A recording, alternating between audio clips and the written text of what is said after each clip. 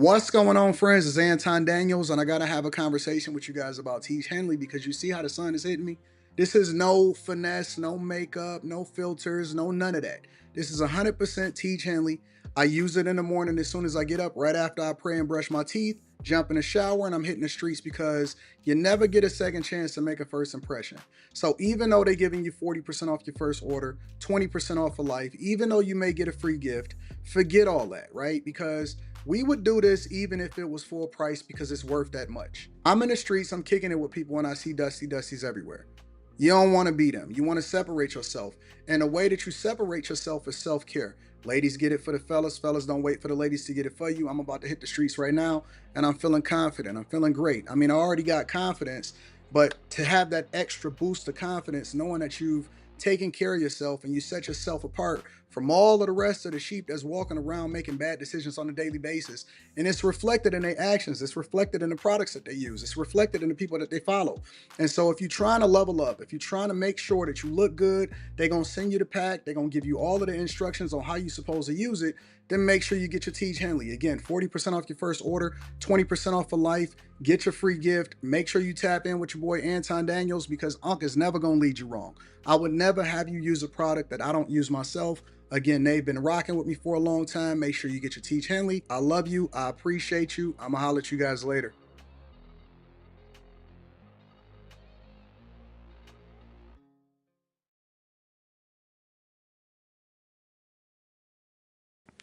What's going on is Anton from AntonDaniels.com. I appreciate you guys for continuing to rock with me. Thank you for tuning in for another edition of the Millionaire Morning Show. I am your host, Anton Daniels. What up, what up, what up, what up, what up, what up, what up? I appreciate y'all. Shout out to everybody that was tuned in for After Hours last night. Also want to give a round of applause for the people that was tuned into the Patreon a couple days ago. That has been uploaded. And so if you want to restream it or if you missed it, or if you're just joining today, make sure you go ahead and tap into the Patreon. Link is in the description, as well as pinned to the top of the chat. What's up, chat? What up? What up, chat? How y'all feel? I'm excited to be before y'all today. I appreciate y'all. We got After Hours popping tonight. And then we got the weekend. What's the weather like, bro? Let me look up the weather real quick. Weekend weather. Ooh. Oh, that's not good. I mean, it's going to be decent. It's going to be nice weather-wise. 67 today, 70 degrees tomorrow, 65 on Sunday. But it's raining every day, and then it goes back down. Yo, this Michigan weather is bipolar like a mug. You know what I'm saying? Woo! C. Don, what up? You said I'm the truth? No, you the truth. Yeah, man, this Michigan weather is bipolar. Weather is gay. What up, y'all? How y'all feel? What's going on to the chasers? What's up to my girl sister? I see you in the building, baby girl. The Pretty Nerd Time Machine. I like that name. Pretty Nerd Time Machine. What up, though? I appreciate you for holding me down, baby. She says, good morning. Quick random question. If you were gifted $25,000, I don't even need to read the rest of it. I already know exactly what I would do. How would you invest it? And what bank accounts would you use? Well, Pretty Nerd Time Machine, that's assuming that you have no debt. So I'm going to answer this a couple different ways. The first thing that I would do is I would completely eliminate the debt. Any debt that you may have. Student loans, credit cards, car payments. The only debt that I wouldn't trip about too much is if you had a mortgage, all right? And I would actually be putting more towards the principal every pay period if I got that. But outside of that, any debt outside of a mortgage, I would be eliminating all of it. I don't care if it took the entire amount that you got. You need to eliminate the debt. It frees up countless possibilities of what you can do with the money, and it releases you from giving interest over into the bank, because the logic behind a lot of people is, well, what if I can make more money or that? Like, we need to make sure that we're not giving more money over to things that don't matter. And then the second key to that is to make sure that you don't go back into debt, all right? Assuming that you don't have any debt whatsoever, the first thing that I would do is I would open up a brokerage account, okay? A brokerage account allows for you to be able to have access to and tap into the money at any point, but it allows for you to also be making money in the meantime. All right. I always need my money working for me. I don't believe in savings accounts. I believe in brokerage accounts. Now, you can pick the brokerage account that you're choosing. I'm not going to endorse any because they haven't sent the check. All right. But in a general sense, I would get a brokerage account and then I would actually invest in. I don't want to recommend any individual stock because I'd rather show you. That's what we do on a Patreon, is showing people exactly how they can find the companies that best suit them based off of their expertise and the 8 things that we look for when we look to invest in a company. However, I would invest in either an ETF, right? An ETF, that's a collection of different companies. And you got to remember, if you're going to invest in something, you got to have a long-term view. You can't think short-term. It's not about the quick money. It's about your money compounding over a period of time. An ETF, something like SPY, which basically follows the S&P 500 and mimics it, which it regularly beats the return or the average of most people that try to invest on their own. And then after that, I would take a longer term view, and then I would try to expand any business that is already profitable. Or if you continue to make money, you dollar cost average, meaning you continue to put the money up into the Fidelity account or the Charles Schwab account or whatever accounts that y'all have, over a period of time, you take that money and then you invest in something much bigger, like a real estate property, or putting 20% down on, a rental property or something like that, right? So either pay off the debt first. Once you got the debt paid off, that's when you want to start dollar cost averaging and investing in your portfolio, but you want to know what to invest in. If you don't know what to invest, get a very simple ETF, get a mutual fund, or, follow the S&P 500. And then after that, then you want to start basically gathering your resources to make much bigger investments so you can be direct and hands-on, and then you can also have some sort of passive income. All right. That's what I would do. Hopefully that was worth it. Shout out to you, the pretty nerd time machine. I appreciate you. Chris Parks, I don't withhold information. I'm not a gatekeeper. Chris Parks says, morning, sir. If you had to start today at the age of 18 to start a service-based business, what would you do? Assume you don't have your education and you only have your hands and minds. Thank you for all that you do. Does it have to be a service-based business? Does it have to be a service? I got 1,000 different ideas of what I would do. If you just want to ask me what I would do to interact or add value into people's lives or whatever, I would probably do a mobile car wash. I would do a mobile car wash where I actually go to people. If it has to be 100% has to be a service-based business, I would invest in a mobile car wash where you go, especially if you live in an area where, it can get a little bit cooler and stuff like that. People want a mobile car wash. They want service-based businesses. I just said on a vlog that's going to be released tomorrow today that the best thing that's ever been invented, it seems like, is anything service-based. Uber Eats, DoorDash, all of that stuff. That stuff is awesome. Absolutely awesome. So if I just got to pick a service-based business right off the top of my head, I would go with a mobile car wash, a detailing business. Moses King says, what up, AD? Ever thought of live streaming on the morning show or after hours on X? That'll probably start in April after I get back from wherever I got to fly to. So I got to fly to Mexico. I'll be live streaming probably on TikTok and X in April. So April, I will be doing that. Hopefully I'm not out of somewhere weird or whatever, but we'll see. Dre with the K says, morning bag chasers, keep running it up. Shout out to Dre with the K. I appreciate you. Mr. Lot in the building says, would you ever justify changing jobs and going back into the office? Would I ever justify changing jobs? What do you mean by changing jobs? What does that mean? Are you talking about me going back into the office? Or are you talking about would I ever justify somebody else going back into the office? I think that going into the office is cool. The only time that I would not go into the office, or that I would suggest somebody not even entertaining going back into the office, is if you're doing multiple different things or you're doing multiple different jobs that allow for you. Basically, you're taking advantage of working from home. So if you're working from home, you should be working on your businesses anyway. If you're working in an office after you get off of work, you should be working on your businesses. But if the other businesses or the other things or the other job that you're doing also depends on you working from home, then I wouldn't trip about it, right? But the best ideal situation is working from home, but choosing to go into the office multiple different days a week because it allows for you to get more visibility and all of that. But it depends on what your long-term goals are, right? If you're trying to move up in corporate America and all of that stuff, then go into the office. Usually my rule of thumb is this. Usually you working from home or you grow in a company to the point to where you have the option to work from home as much as you want to, and you'll do some type of hybrid schedule or you'll go in 1 or 2 days a week.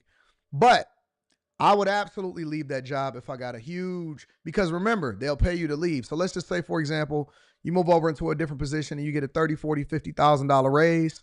I'm going into the office all day long. If you paying me an additional $40,000, $50,000, $20,000, $30,000, $40,000, $50,000, I'm going into the office. So I would absolutely change jobs and go into the office if it's worth it. But remember, what is your long-term goal, right? If your long-term goal is to run up a bag or you building this business, like for me, I realized very early in my content creation career that content creation would be way more lucrative than anything that I did from a corporate perspective, right? So I was always nurturing that and working that, even though I was getting the most out of corporate at the time. I was always nurturing that, anticipating that I one day I wouldn't have the capacity. Then it was secondary. So I would primary the content creation, what I'm doing now. And then if somebody had came along, which they did, offer me a job that I couldn't refuse, but it fit neatly into what I was doing from a content creation perspective, then I take advantage of that bag too, because it's all money in, no money out. All money in, no money out. All right. Daily Discourse. What up, Daily Discourse? I appreciate you. Says, please cover the Supreme Court election in Wisconsin and the Senate seat election in Florida next week. Elon and Soros are spending a bag in Wisconsin. Yeah, I heard about that. I did hear about that. I heard that Elon Musk was headed to Wisconsin today. So I will be covering that. I am aware of what's going on. I am on top of it. Thank you for continuing to keep me up to date. Y'all crazy in these streets looking out for your boy. First of all, I want to say shout out to my dog, Mike That Dude. Mike That Dude, you are my guy. Thank you on Cash App, Mike That Dude. I also want to give a shout out to Chris James. Chris James. Please, Chris James. Says supporting the show. Thank you, Chris James, for the 100 ball. I'm trying to make sure I have a good lunch today. Pamela J. Bailey, I also appreciate you too. Thank you, Pam. I love you. Let me read a few more super chats. Dean Murray says, AD, in one word, how would you describe how it felt to hit your first million while being debt free? In one word.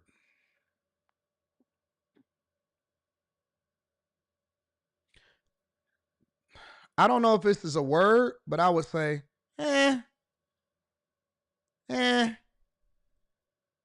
Man, let me tell you why. Because when you get to the point where because you go by net worth, right? You don't go by cash or any of that stuff. You go by net worth.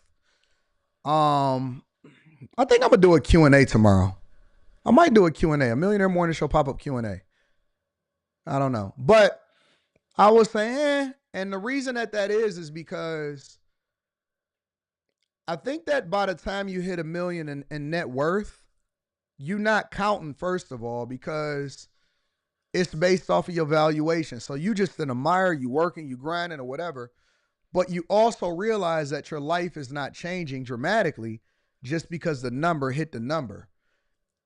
And you so focused on hitting 2 and 3 because you finally figured out that the blueprint to hit 1 and all I got to do is do it more in order to hit 2 and 3, that you so focused on the next thing than you are about hitting that one thing. For me, the process is more exciting than the goal. Think about it like this. Because a lot of people glamorize it and glorize it. Make it really glory and all of this stuff and balloons and all of that stuff. It don't matter. Look at it like this. And I always like to relate it back to relationships. Was it more exciting getting a girl and getting her to your crib? Or was it exciting after you already after you already got the box? You see what I'm saying? Once you got that PNC, you got a limitless pill, and so you thinking, all right, what are all of the things that I got to do, and then you realize that okay, the box just come with whatever it is that I'm doing already. When you get there, being done with it and hitting the goal, a lot of times, depending on the person that you're dealing with, you might be trying to figure out how you can get her out. You see what I'm saying? Think about it like this. Was the process more exciting? And that's why I tell people to live in the moment. Whatever it is that you're doing, from a business perspective, relationship perspective, whatever. Was the process more exciting and worth the life event, or was it after you was done that was exciting?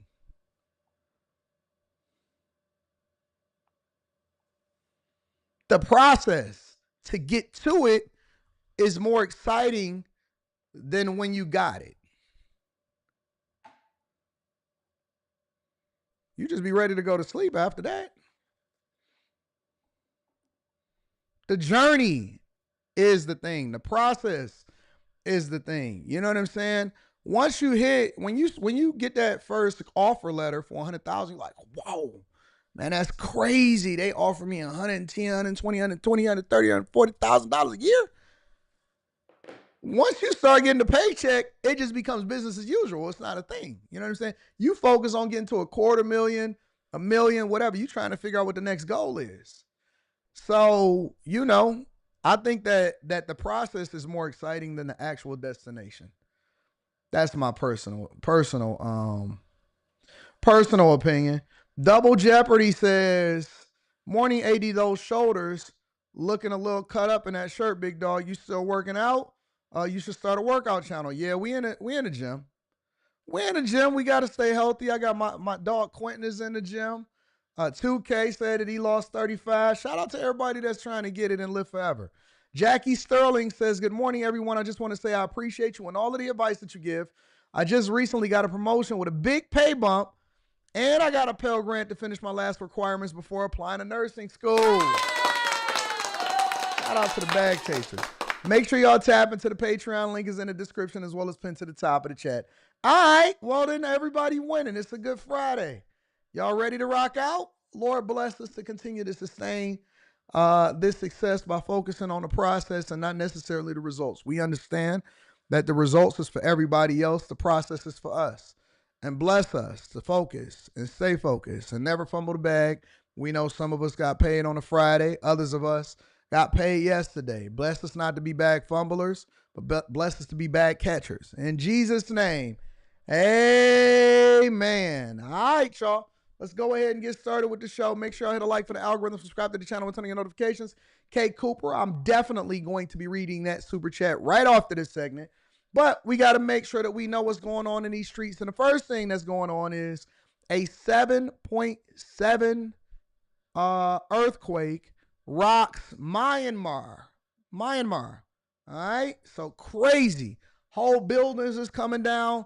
And in my opinion, this is the thing that really puts life in perspective because we are incredibly blessed here in the United States of America. Check it out. This is CNN Breaking News.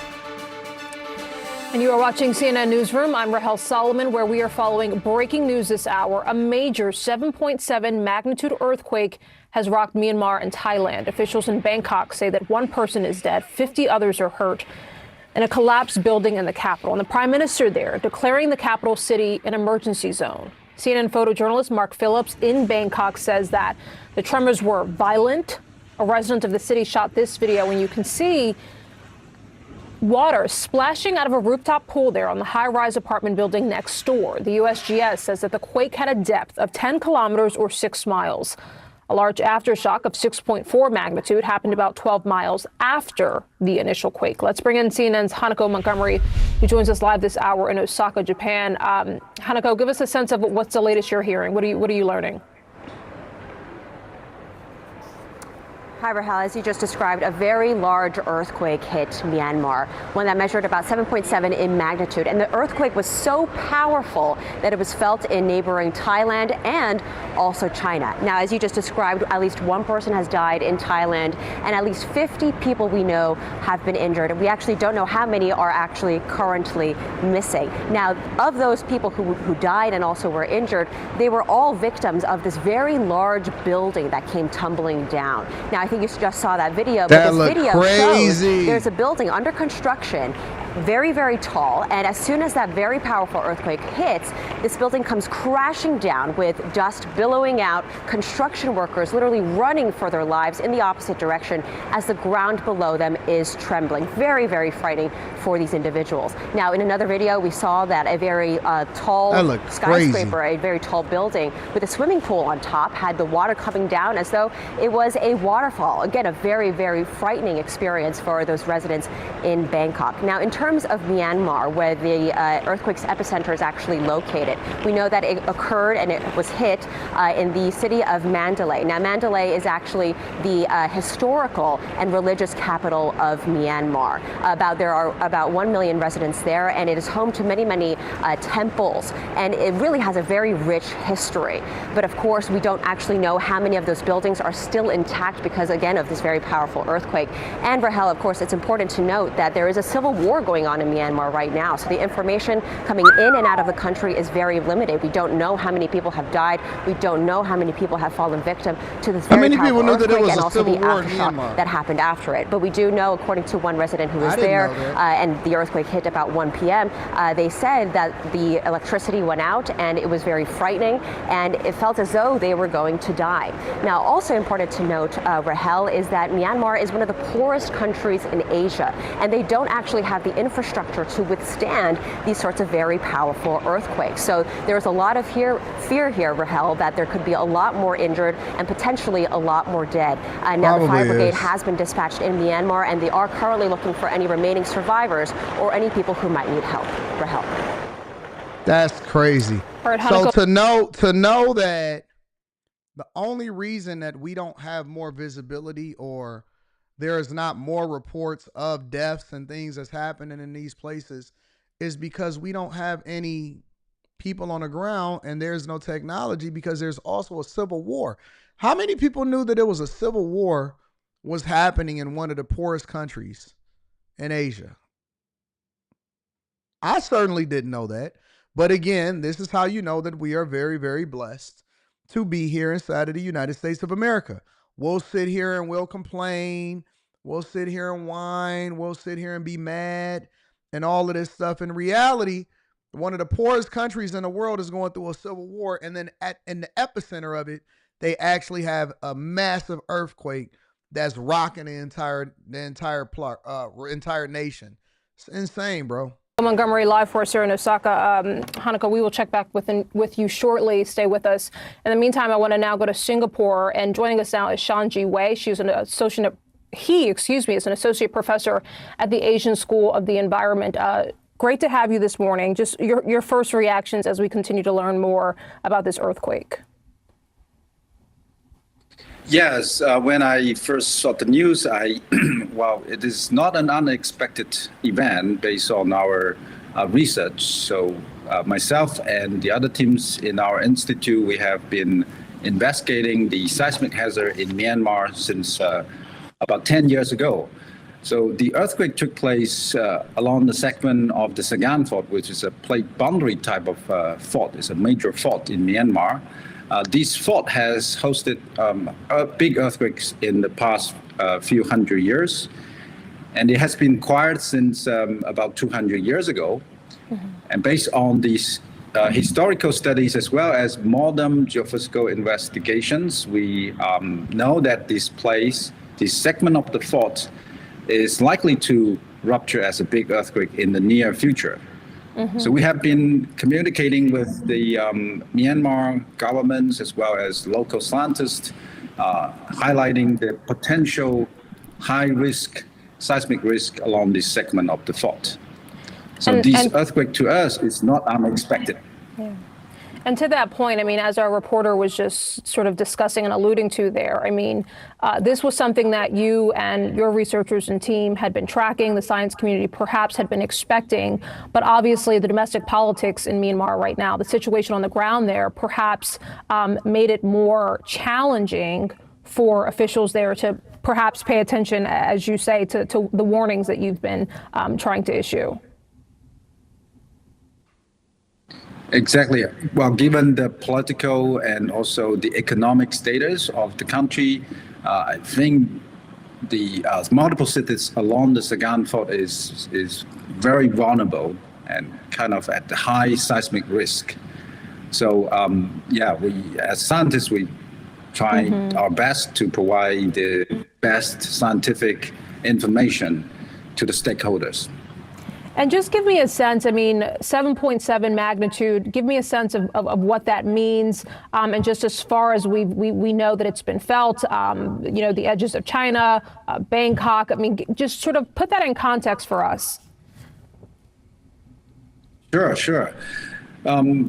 Given the size of the magnitude as well as preliminary seismological results that we know this earthquake probably produced the rupture along more than 300, at least 300 kilometers long. It ruptured these long distance along the fault. It probably, it's very close to the major cities like Mandalay, Naypyidaw, and other smaller cities along the fault. Besides those near fault cities, major cities, nearby countries like Thailand and probably part of China's Yunnan province of China, they might have felt strong shaking as well because the earthquake is big enough to produce very strong shaking, even hundreds of kilometers away from the epicenter. Again, the biggest thing for me is just that I am very, very, very thankful that I am here in the United States of America and that we don't have to deal with this type of stuff. We are very blessed. I'm not even going to say privileged. I'm going to try to eliminate that word from my vocabulary. We are very blessed to be in this phenomenal country where we are largely protected. We have infrastructure. And even though we may have some infighting politically, largely, we don't have compounding problems to where we then have to focus on the problems of survival, infrastructure, while at the same time dealing with an inner war, a civil war amongst each other that's basically ripping the country apart. We're very, very blessed. Very, very blessed to be in the United States of America. So from my perspective, I want to say, you know, God bless, and I'm praying for all of the people over there and anybody that could have potentially lost their lives as a result of it. It is a very tragic situation.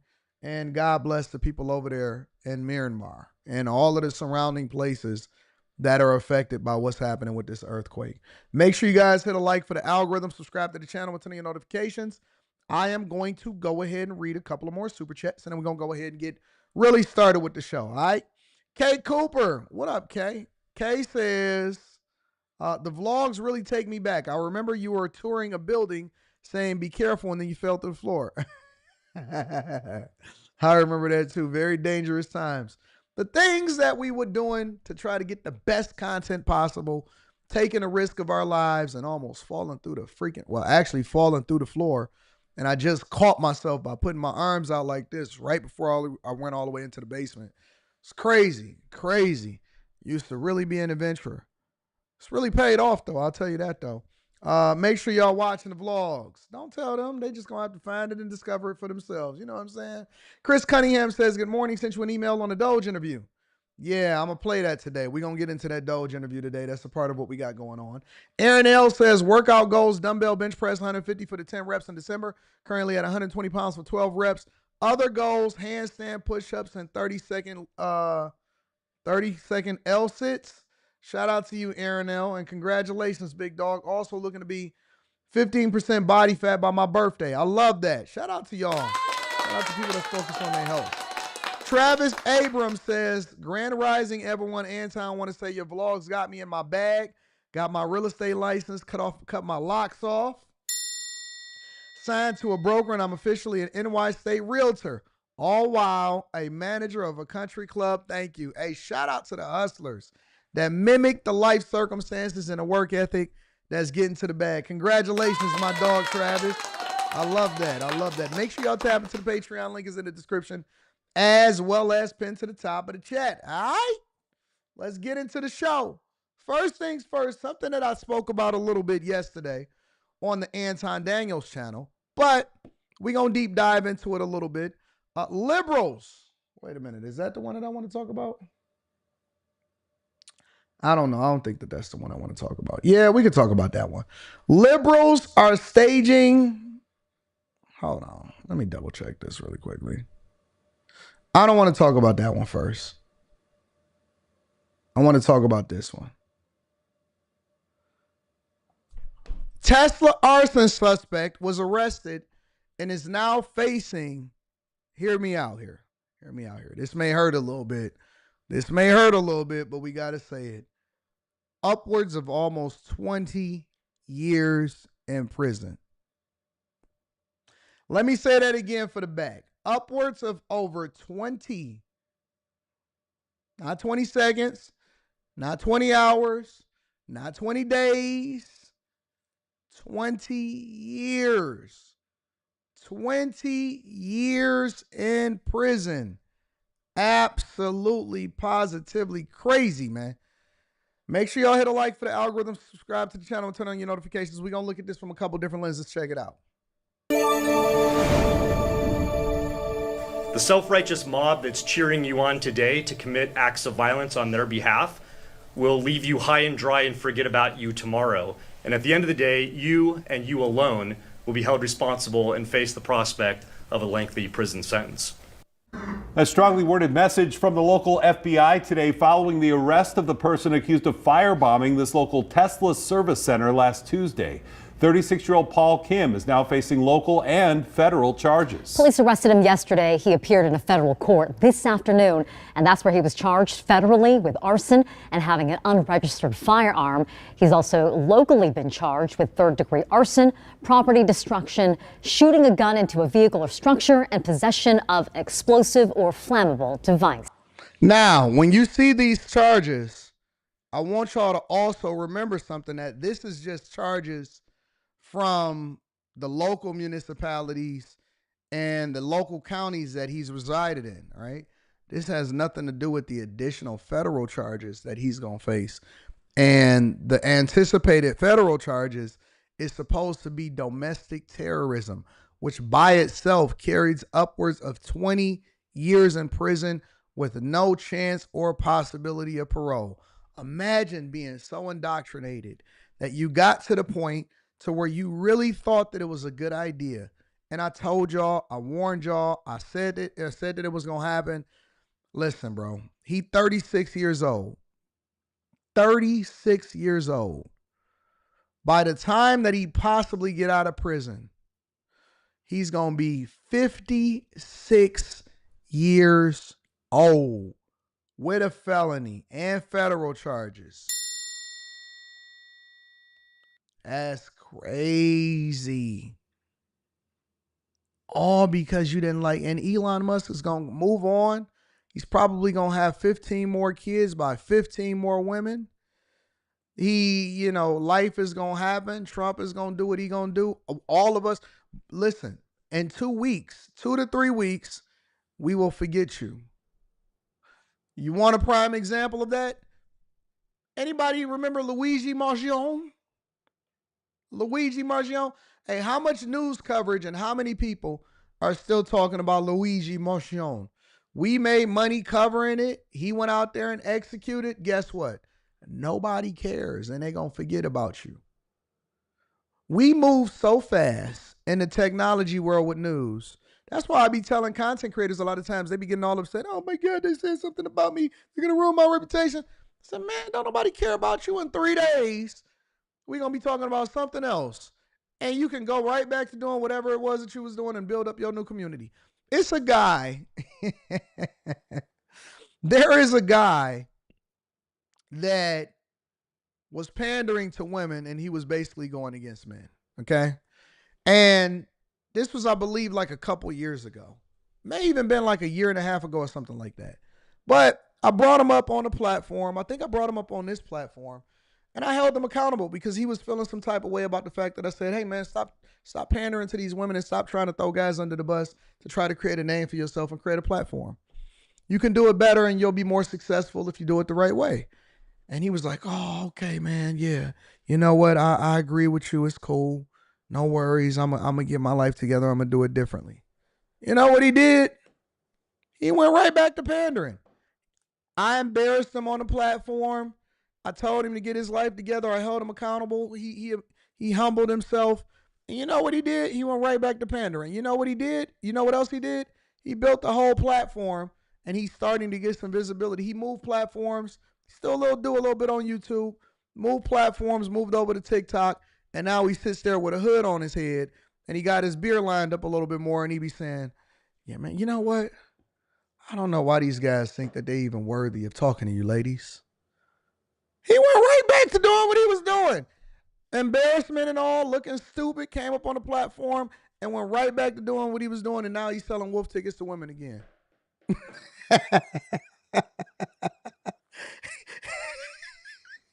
He was dusty in his car before. He was, talking about how he was simping out for his chick and all of that. You know what he did? Took 2 weeks off, waited till everything blew over, and he went right back over there, got him a little extra beard oil, and he went right back to parenting on women. He got a new platform, and he back on his game. Right back to it. Because everybody got short memories, and nobody is tripping about it. I say that to say that these people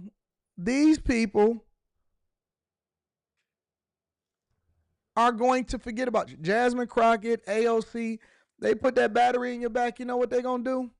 Walk right over your prison sentence and continue to try to become bigger in their political careers.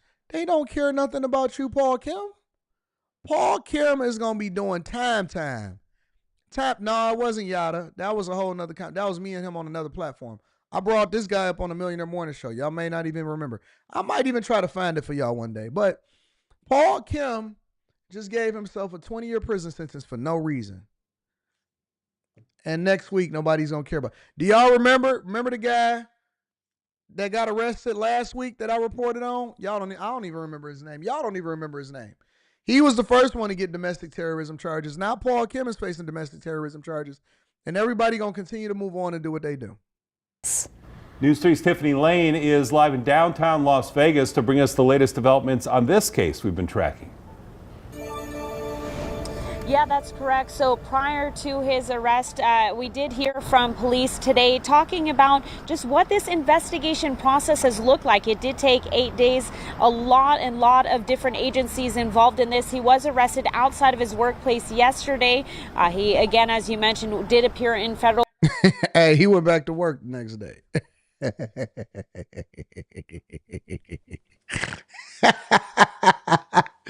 Oh, a dog burned down a Tesla service center, threw some Molotov cocktails inside of the car, drove off in his Hyundai that they now building a $21 billion plant for down in the South.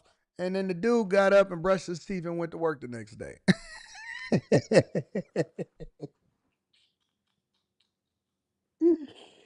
Oh, a whole week went by. He thought he got done with it. He thought he won. Come on over here and catch these federal charges, big dog. Court today. But one thing we are learning more about is police are looking through his social media and believe it might get them one step closer to understanding why this all happened. There's nothing courageous or noble about firebombing private property and terrorizing your local community. Metro Police, crazy, FBI Las Vegas, and other agencies on Thursday announcing the arrest of 36-year-old Paul Kim the night before. They say he shot up and firebombed several vehicles at the Tesla Collision Center on March 18th. Police say Kim shot 2 surveillance cameras at the business when he arrived in his black Honda Elantra. Once he finishes spray painting the words "resist" on the doors, he then approaches multiple Tesla vehicles that were parked in the front of the center. He proceeded to shoot into each vehicle and used a Molotov cocktail to set the vehicles on fire.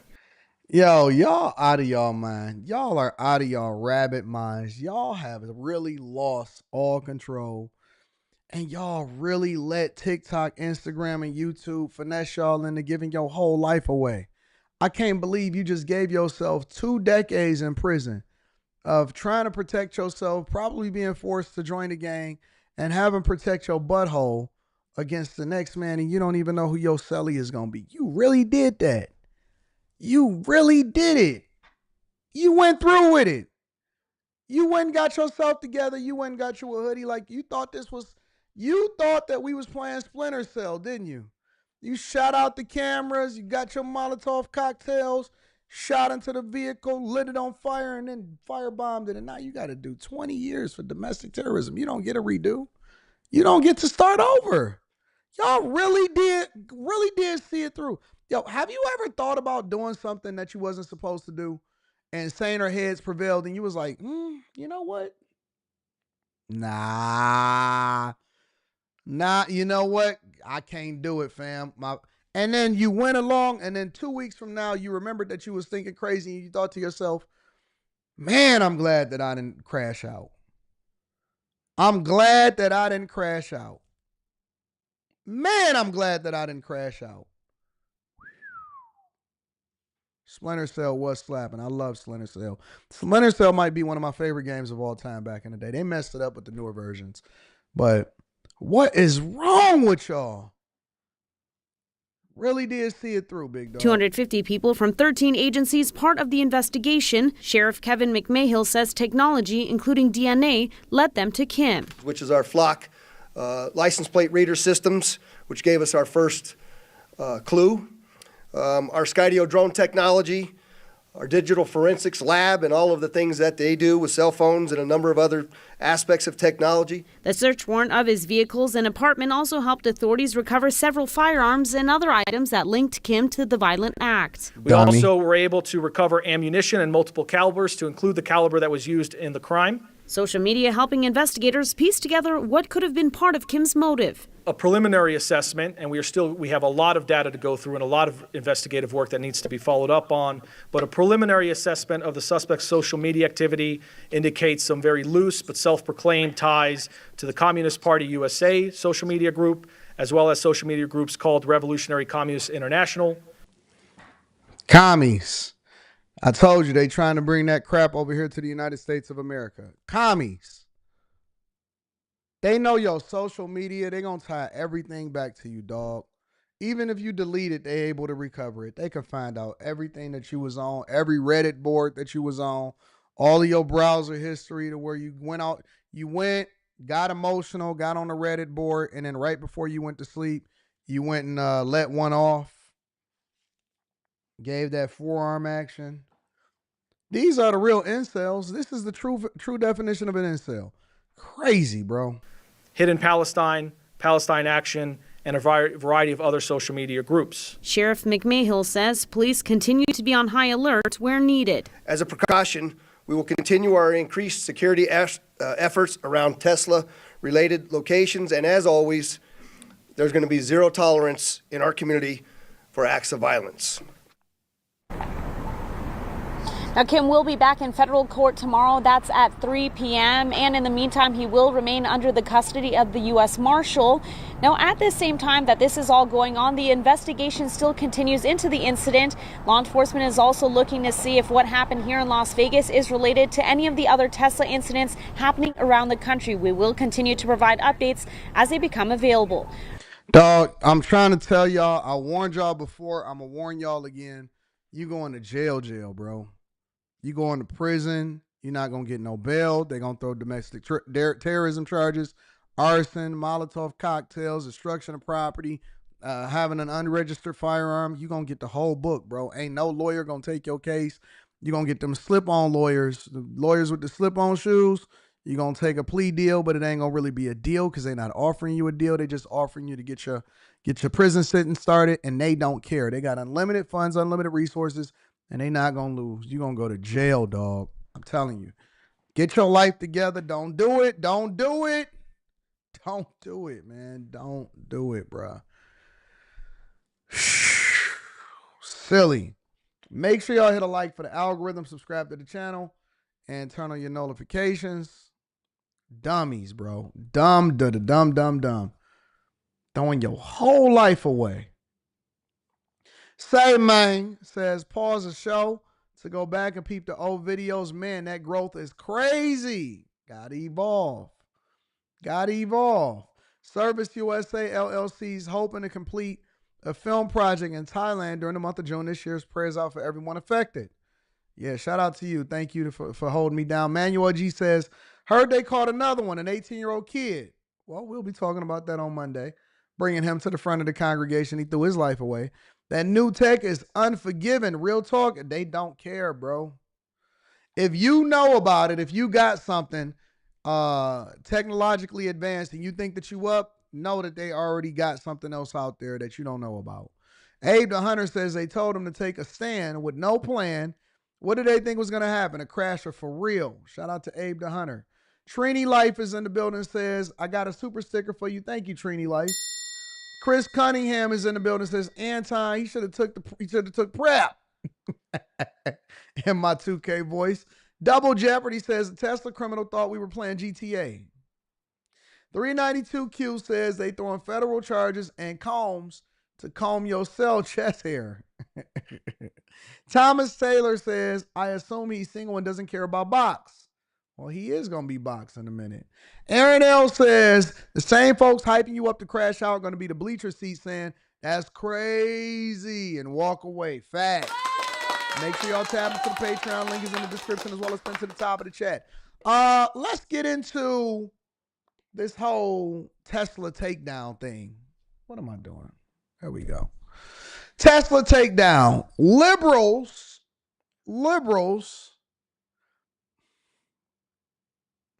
are staging a Tesla takedown. All right.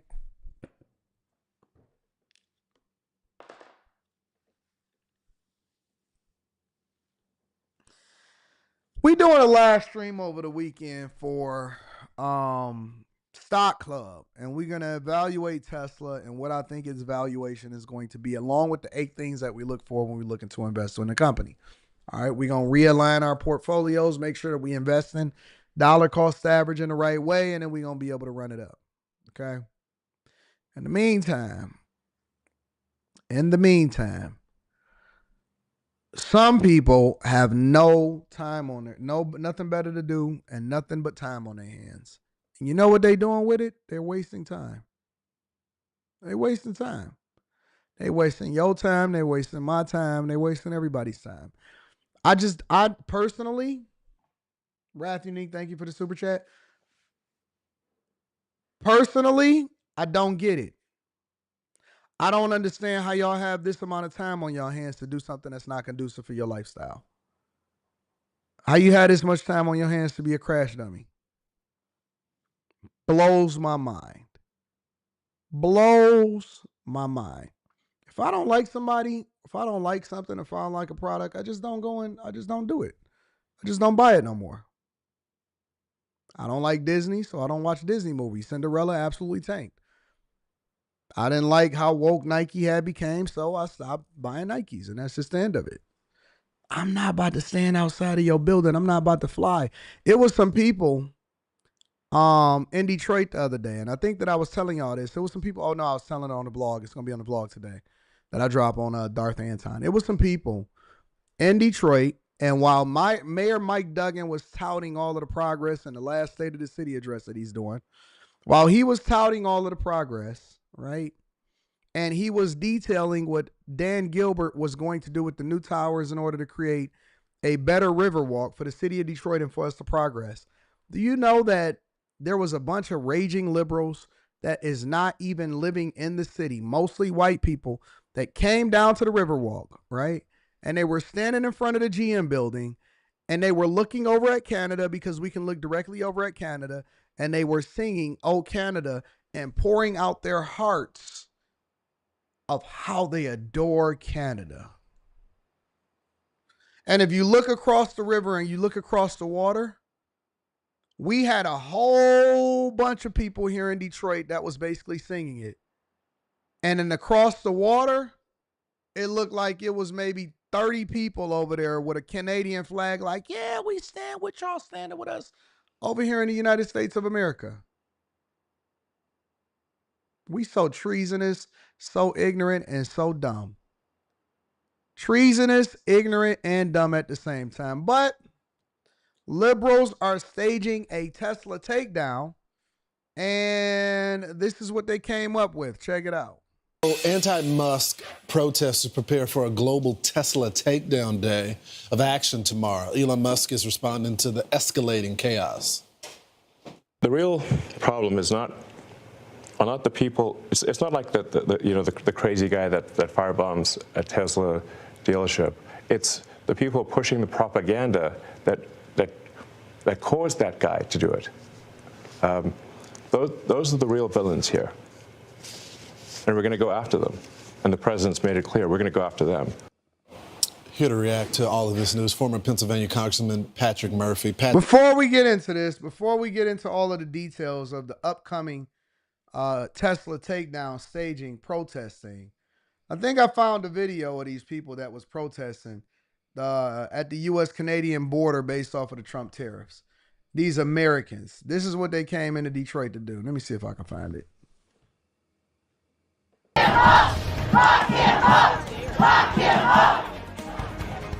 Two countries, one cause. Demonstrators in Detroit and Windsor joining forces in a cross-border protest united against President Donald Trump's tariffs on Canada.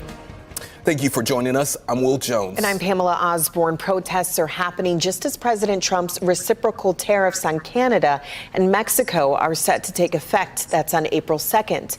Our Jacqueline Francis is here to show us how demonstrators hope to get the attention of those in power. Jacqueline? This was incredibly unique in the fact that on this side of the Detroit River, there were protesters, and then on the other side, there were Canadian protesters, all fighting for the same cause.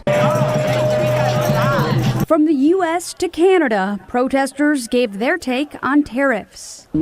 I will tell you definitively, without a shadow of a doubt, every last one of these people do not live in the city of Detroit. None of them. None of these people. None of these people. From the U.S. to Canada, protesters. None of these people. None of these old geezer alphabet community people. Zero, zilch, nada. Not one of these people live within city limits. But yet here they were, with Canadian flags, standing on our river walk in the United States of America, pledging their allegiance to Canada and being treasonous against the presidents of the United States of America. Definitively, these people do not live within city limits at all. Gave their take on tariffs. We're protesting what's happening to the United States and how we're treating our neighbor. Organizers say the demonstration is in response to President Donald Trump's tariffs against Canada. What's happening with our allies, Canada, there's a lot of people very upset. Earlier this week, President Trump defending the tariffs. We're going to be getting back some of the wealth that very, very foolish presidents gave away. Lock him up! Lock him up! Protesters also called out Trump for his recent remarks about making Canada part of the U.S.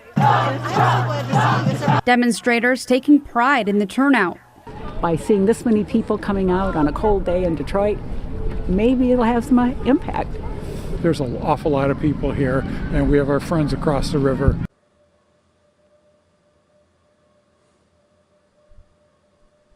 Couldn't believe my eyes. As I was doing my show and I was working feverishly inside of my studio, people were calling me and they said, Anton, it's the state of the city address. I said, I know, I forgot about that. I should have been there. They said, oh yeah, up the street right after that, it's a whole lot of white people that's pledging their allegiance and singing to Canada, and they actually treason singing Trump. I said, word? They said, yeah, you should come over here and vlog it. I said, I can't. I got to stay focused and I got stuff to do. I got to get this stuff out. We got stuff that we got to do. We got business that we got to take care of. We don't have time to be sitting there with y'all that obviously don't have no job or no purpose in life. And so you over there doing this dumb junk, messing up our river walk and our progress. Get out of here. Patrick, thanks so much for joining the program. We had one of our reporters on the ground there asking Democratic representatives what they felt about this. This is what they had to say, Patrick. Can you tell us what you think about what's happening with the Tesla products, the violence at the dealerships? What's your take on the situation? Sorry, I'm a little bit late here right now. What's your take on it? Do you denounce the violence? Why are people so upset when they see a Tesla in the parking lot? You know, I can't comment to that, in terms of public sentiment. So, But do you think Democrats are to blame for why people are so triggered by this? Because no, absolutely not. Patrick, this whole scandal is kind of weird to me because most of the people that I know that drive Tesla are Democrats. Right, Lawrence. And we got to make sure that we're clear that political violence has no place in our country, right? We have elections. They're over.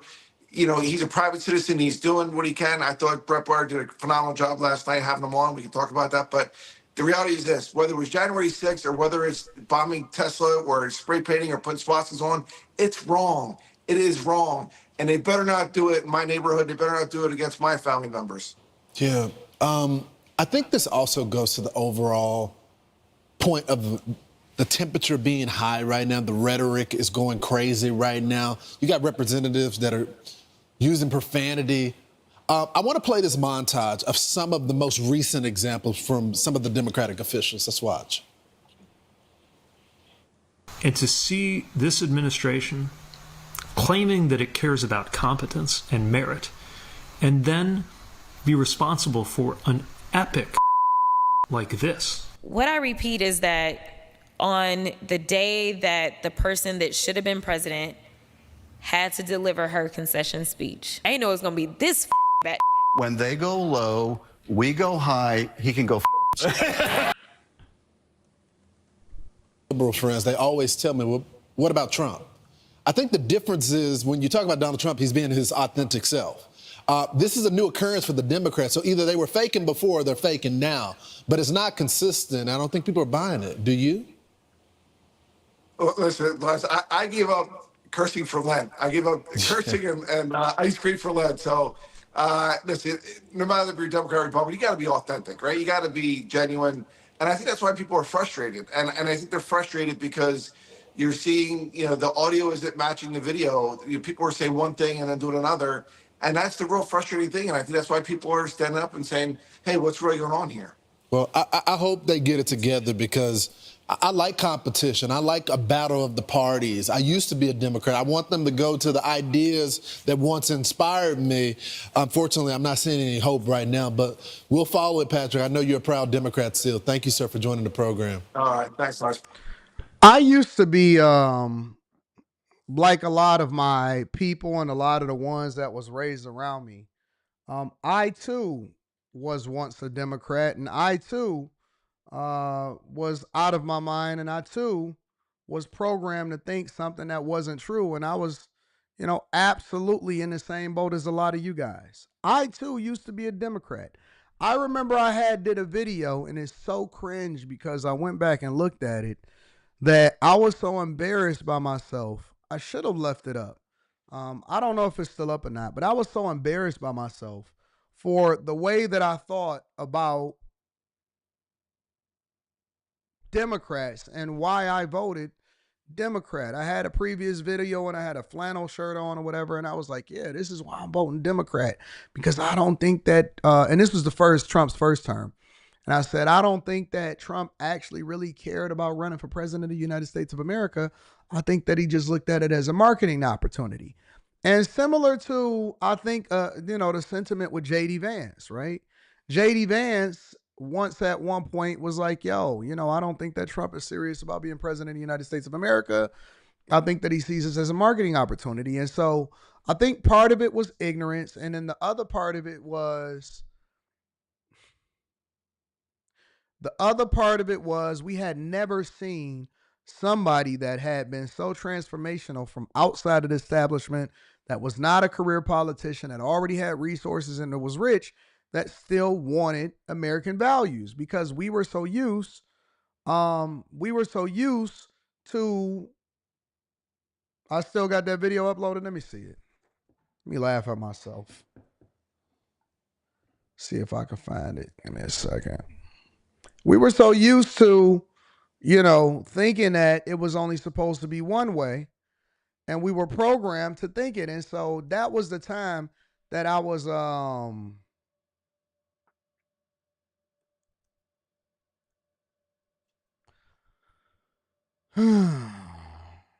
Yep, it is still up.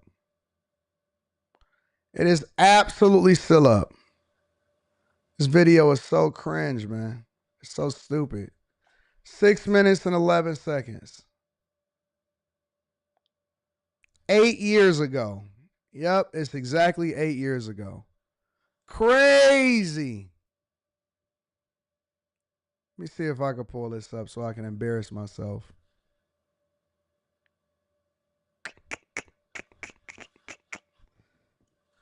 Let me see.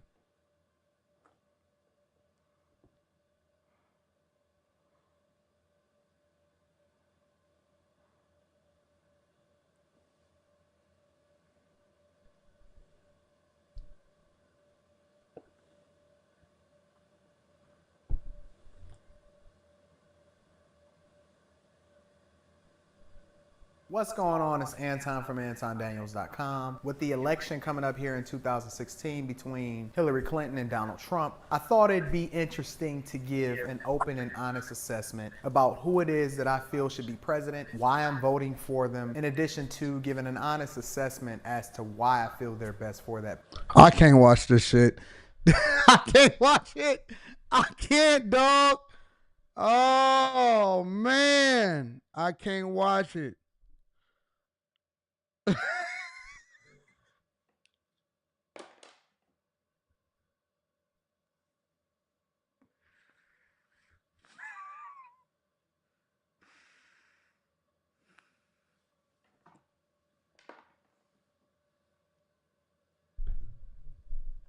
Oh, man.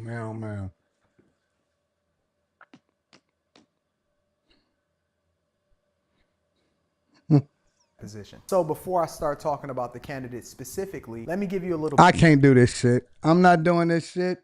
Hell no. Let me mute it. Let me put this video on private. Keep that as just about part of my personal collection. I ain't doing that. No, dog. That video is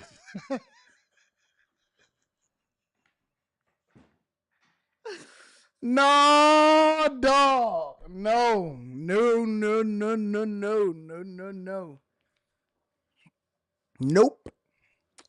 Nope.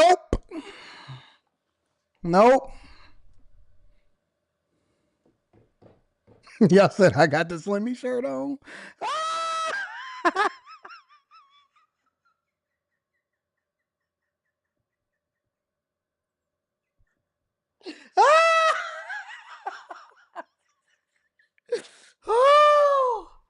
Oh, man. No. Heck no. Yeah, I was a DEI like a mug, wasn't I? I was a DEI. I did.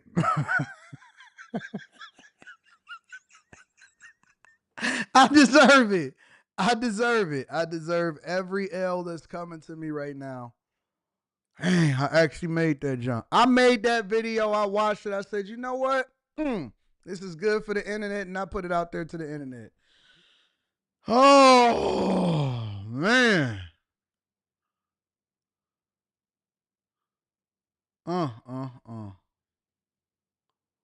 Thank God for growth. I might have to take it. I have to bring it back out again. Hold on, let me see. Because I definitely privated that video.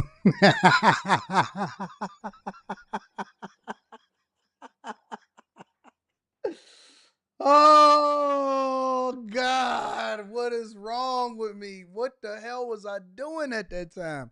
Why was I thinking that? What was wrong? You know what? This is the perfect example. I'm embarrassed for myself. Let me say something really quickly. I might play it. It's Friday. I might play it. I might just go home and play it. This proves that it's important for us to break away from the Democratic plantation. This definitively proves.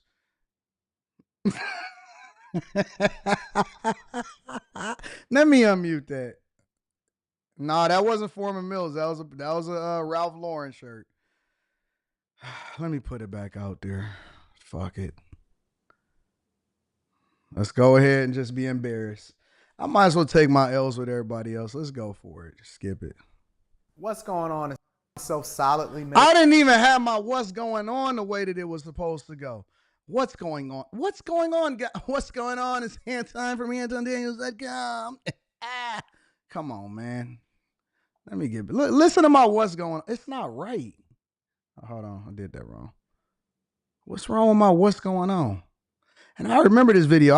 I re-recorded my what's going on like 7 times because it just wasn't hitting the way that it was supposed to. What's going on is Anton from AntonDaniels.com.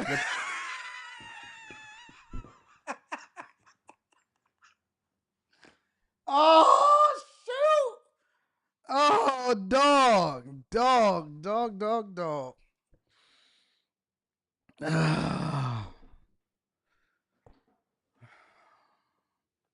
Free our people, man.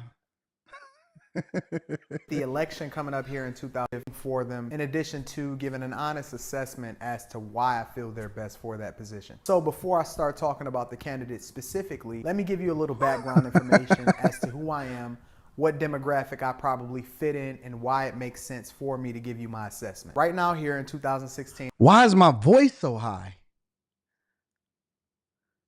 Why is my voice so high? Why my voice? Lord, give me a normal voice.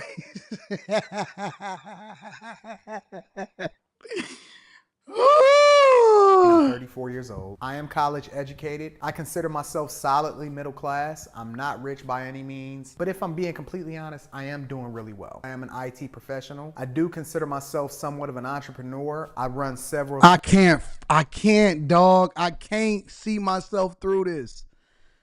I can't see myself do this. I can't do it.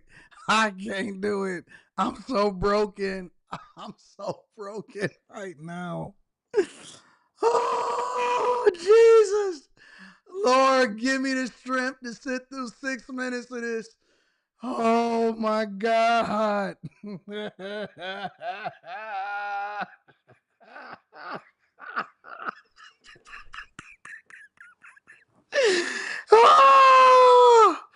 Oh, God. Lord, give me the strength. Oh. No, we not going to delete it. We going to take our L's. It is what it is. It's the growth. I just can't watch it. It's hard for me to watch personally myself. Small businesses, and in addition to that, I am an investor. More importantly, I'm a father of an 8-year-old daughter. I've been married for 12 and a half years. Obviously, I'm African American. I don't know what else to tell you. I live in Michigan. I've been here all my life. I volunteer a lot. I give back to the city and the communities in which I grew up. What the fuck is wrong with my S's? Nigga, get some bass in your voice. It's that gap that I had in my teeth. I had to get my teeth fixed, and I had a gap in my teeth, and so I kept saying, get your S's together, dog. Put some bass in your voice. Gosh. Up in, which is Detroit, Michigan. I am a church guy. I'm always learning. And with that being said, I consider myself a lifetime student. Let me also say that I don't identify myself as Democrat or Republican. So I always vote on who I feel is the best person for the position, not across party lines. I guess the best and most efficient way for me to do this is just to give an assessment of each candidate individually. My main thing that I think about when I think about Donald Trump is businessman, promoter. So to be completely honest and transparent, there are some things that he says in my mind that make sense. I do think that immigration needs to be tightened up a bit. And I also somewhat like the fact that he's honest about what he really feels, and that translates into what he says on a daily basis. I don't necessarily agree with everything that he says, but I like the fact that he's candid. That way I can get a clear assessment on what it is that he's saying and where he stands. I don't really think that he thought that he'd get this far. It was a promotional thing on his end, and then it just snowballed into something that was bigger than him. So now he's just going with it. win or lose, he still wins because he's a businessman and he's in the business of promoting himself. He is the brand. The United States is the most powerful country in the world, and with great power comes great responsibility. If you look at his track record from a business perspective, and it's out there for everybody to see, especially with regard to the casinos in Atlantic City and everything like that, he's a horrible person from an ethics perspective. When you're the president of the United States, or you hold any public office for that matter, you have to put what's in the best interest of the people before yourself. And I think the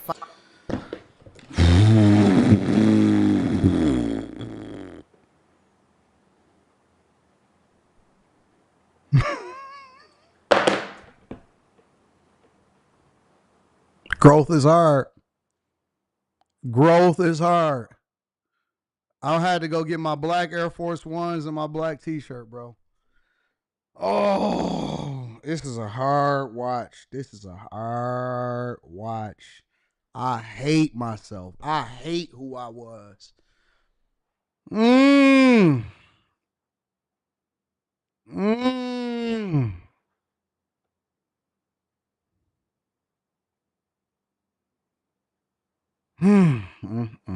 foundation of his campaign does not represent that. Whenever you can say something like, Nobody knows the system better than me, which is why I alone can fix it. For me, that's an issue because no one person... I sound just like a fucking Democrat, bro. I sound just like a liberal. I sound honest to God, and I sound just like them people that be on TikTok that be whining and complaining and talking this diversity, equity, inclusion bullshit and going left. I sound just like the people that I hate today, and to hear them coming, gosh. has ever become successful on their own, including him. And I think that it takes more than one person, a community of people, an entire generation, people that sacrifice themselves and their own brand and their own self-interest. For my S's is S'ing. I think that's the ideal person for serving in public office. He just doesn't fit that mold for me. Moving over into Hillary Clinton, I'm not necessarily a fan of her either. I can't really fault her for being in a position to take advantage of the fact that her husband is a former president. Also, you can't really fault her for taking advantage of the fact that people hired her to come in and give speeches and they paid her a large amount of money. You have to be careful on how you straddle that line, because I do think that corporate interests, they overlap too much into the political world. I don't like lobbyists. I don't like people that can pay their way into a politician's pocket. And I think that you have to be careful in evaluating her, because there are a lot of corporations that paid her a lot of money to come in and do speeches. However, you know, Donald Trump has also done so green. I was so green. So green. Just jumping out there.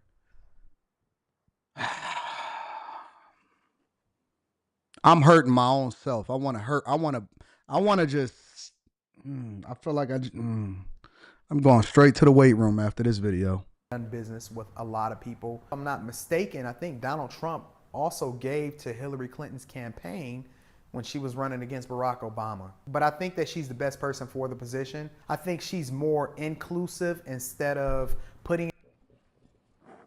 I just said inclusive. Jesus Christ.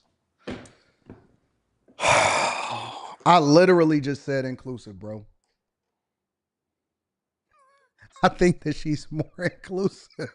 What is wrong with me? Yo! Oh, no, dog. Oh, God. Listen to me talking, looking dumb. Everybody down or saying who's wrong or who's right. When I hear her speak, she's trying to find a solution. Even when she ran against Bernie Sanders, and in my opinion, Bernie Sanders was really hardline Democrat. When it was all said and done and she became a clear winner, she still went over to him and she adopted some of his policies. That just showed me that she was more open to bettering her campaign, bettering her message, you know, actually delivering a better product on the behalf of the people. and not just necessarily, hard line about what it is that she feels. And anything that you do in life, whether you're in public office, whether you're in a corporate position, it's not necessarily about how you feel. It's about what's best for the team. I like the fact that she's more open to hearing other people's messages. I think that I would trust her more with the nuclear codes than I would trust Donald Trump. I think that she's a lot more respected amongst her constituents and people in the political world. The things that she says, and I can better identify with than I can with Donald Trump. I think Donald Trump is a great businessman, and in business, in a lot of ways, it's not personal, it's always business. However, you start getting into speaking on behalf of a lot of people, or having the nuclear codes, or negotiating with other countries, or talking about your ethics or your moral compass. I don't think that that lines up with a person that would call themselves a public servant. I'm pretty sure I'm going to be voting for Hillary Clinton this year in the 2016 election.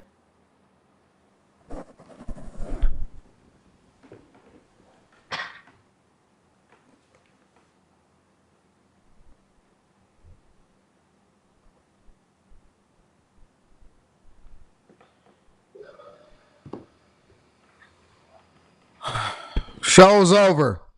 I'm about to end. I promise to God, I'm about to end this show. Oh my God.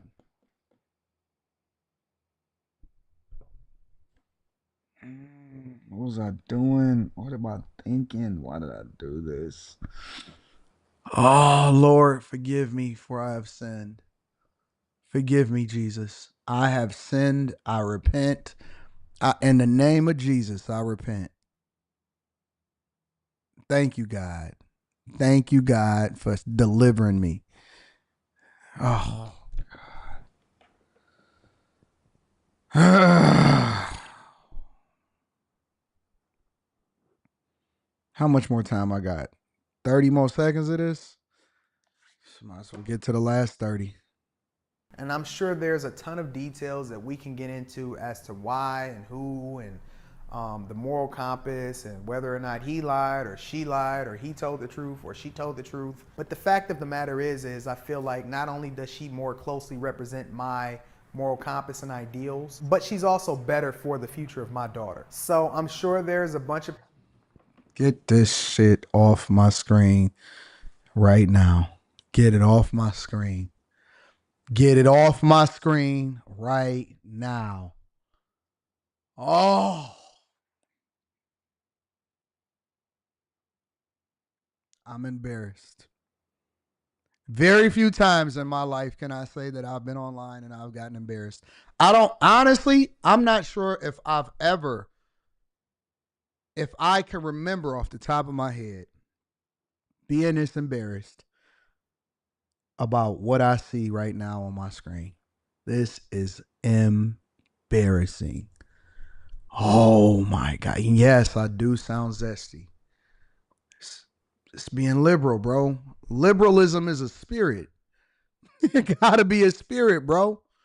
It's no way. Listen, I'm able to look at myself and say, who is that guy? I don't like him and I don't ever want to see him again, but I gotta leave it up. I have to leave it up. And the reason that I have to leave it up is because I have to show you why what I see. Listen, when I see this, I see what I don't like, and I also see what I see in a lot of other. Sorry about that. I got cut off. And I lost all of the stupid super chats as a result of it. I apologize for losing all of the super chats, but I did get cut off. So it's raining and it's thunderstorming really hard, and so that affects my connection. But my point is, is that you too can evolve and grow back. And I'm gonna be honest with you, this is a lot of our stories. And the reason that I'm gonna leave it up, and the reason that I leave up everything that I got from the past is because it is a lot of our stories. It is a lot of the things that we grow up to believe, and we've been programmed from other black people, from Democrats, from our parents, and from the people in the church to believe that this is the way that you're supposed to be in our lives.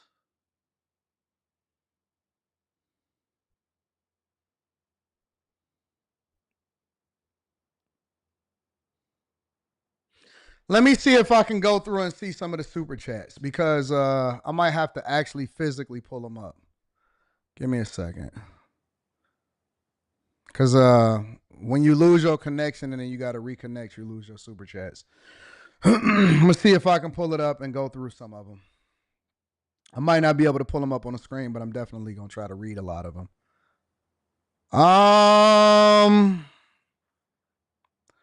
Yeah, I lost a lot of the super chats. Gosh. I'm sorry about that. I'm sorry about losing the super chats, but I am, bro. I am absolutely disgusted, bro.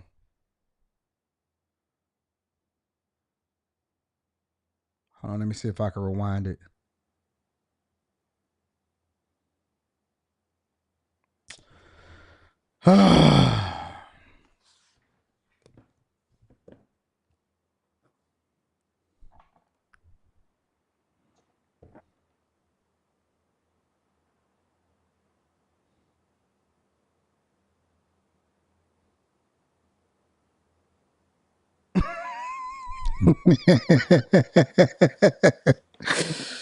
Yo, you don't understand the level of disgust that I have as a result of watching this.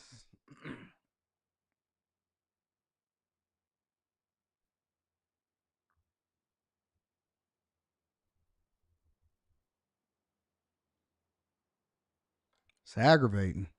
I didn't realize that it was as bad as it was.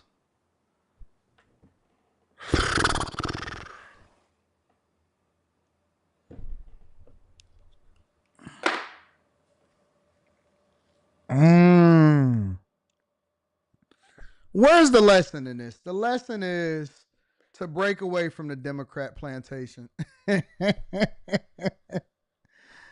Oh, man. I got all of my famous friends hitting me up right now. All of my famous friends, basketball, entertainment, rappers, all of them is hitting me up right now. Anton, that was crazy. Jesus Christ.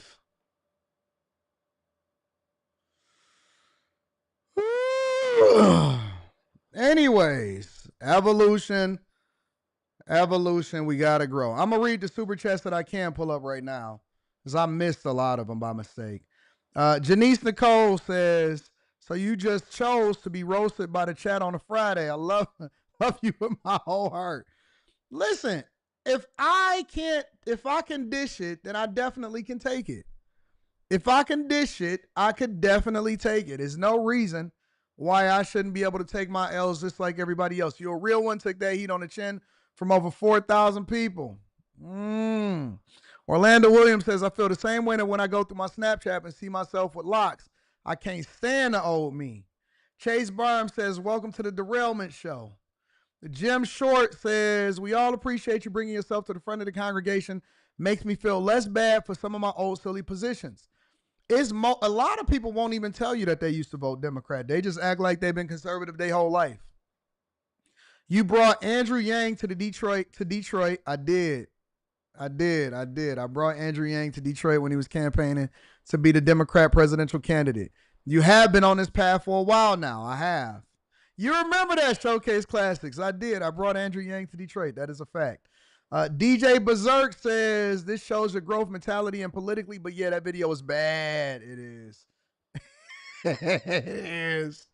Shout out to James. James says, afternoon, Mr. Daniels. I appreciate all the work you do for the community. Question, why do people do this? Why people do this? As an American U.S. soldier, this is domestic terrorism destroying the U.S. companies, people, property, and I hope everyone have a blessed day.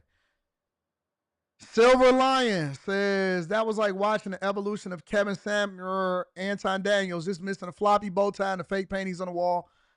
It's all good. Me and Kev used to talk about leaving our old videos up, and we would just like make up in our mind, listen, we're going to leave them up and show the evolution of who we are and how we became what we became over a period of time. You got to leave them up. Champion Chuck says, it's not that bad. We was all thinking the same way at the time, was lied to.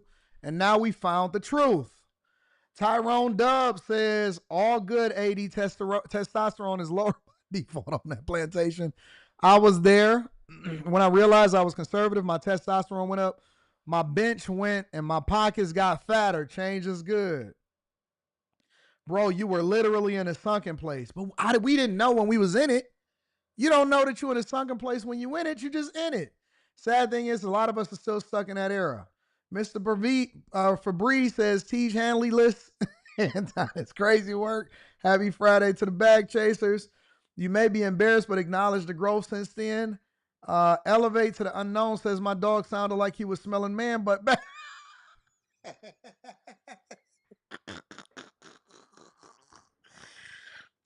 whatever, man. I got to take my L just like everybody else.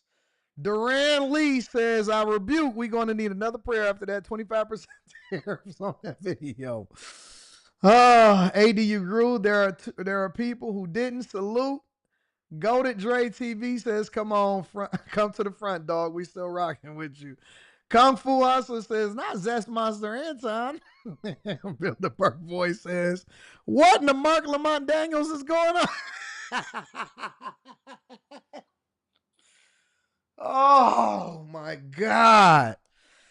How was for Trump, even when it was dangerous, to be Ava can be co-signed that she was in the same boat as you. Man, I was looking dumb as hell. Liberal AD is wild. Shout out to the growth. Aaron L says Anton fell for the hot sauce, sounded like Jussie Smollett.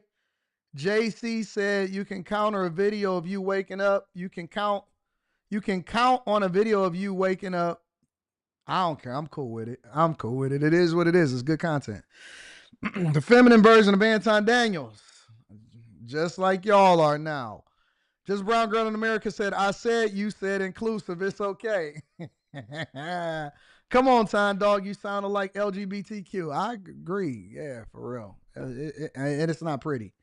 It's not pretty. You don't know it until you watch yourself and you're like, oh, what is that? But most people will watch it and they would just mute it. I really wanted to, but I had to bring myself back to the front of the congregation. I don't think Trump is right for the job. I'm voting for Hillary Clinton. Anton Zest Daniels. Mike and Juju says, appreciate the transparency, bro. It just shows and proves the growth. Long way ENT says, definitely join the back chasers now. AD glow up was real. Mark the Guardian says, glad you didn't interview Fleece back then. King Animation 912 says, great transformation. Sound like you were sipping on a double cup of helium. Anton talking like he was in the 4B movement. Oh my God. Let me read some of these cash apps too. It was bad. It was bad. It was bad. I agree. It was a bad look. I'm not happy about it. I'm not happy about it. Let's be clear. But I'm going to leave it up. Anybody that want to find the video, it's on the Anton Daniels channel. Rand Wilson says you had everything except for a Merce. Robert Banks says, AD, mom, save him from himself is crazy. Mike, that dude says you was doing the Newsom hands too. Man, I'm crazy. The great work you do, says Paul Levine. Thank you. Shout out to everybody that continues to hold us down.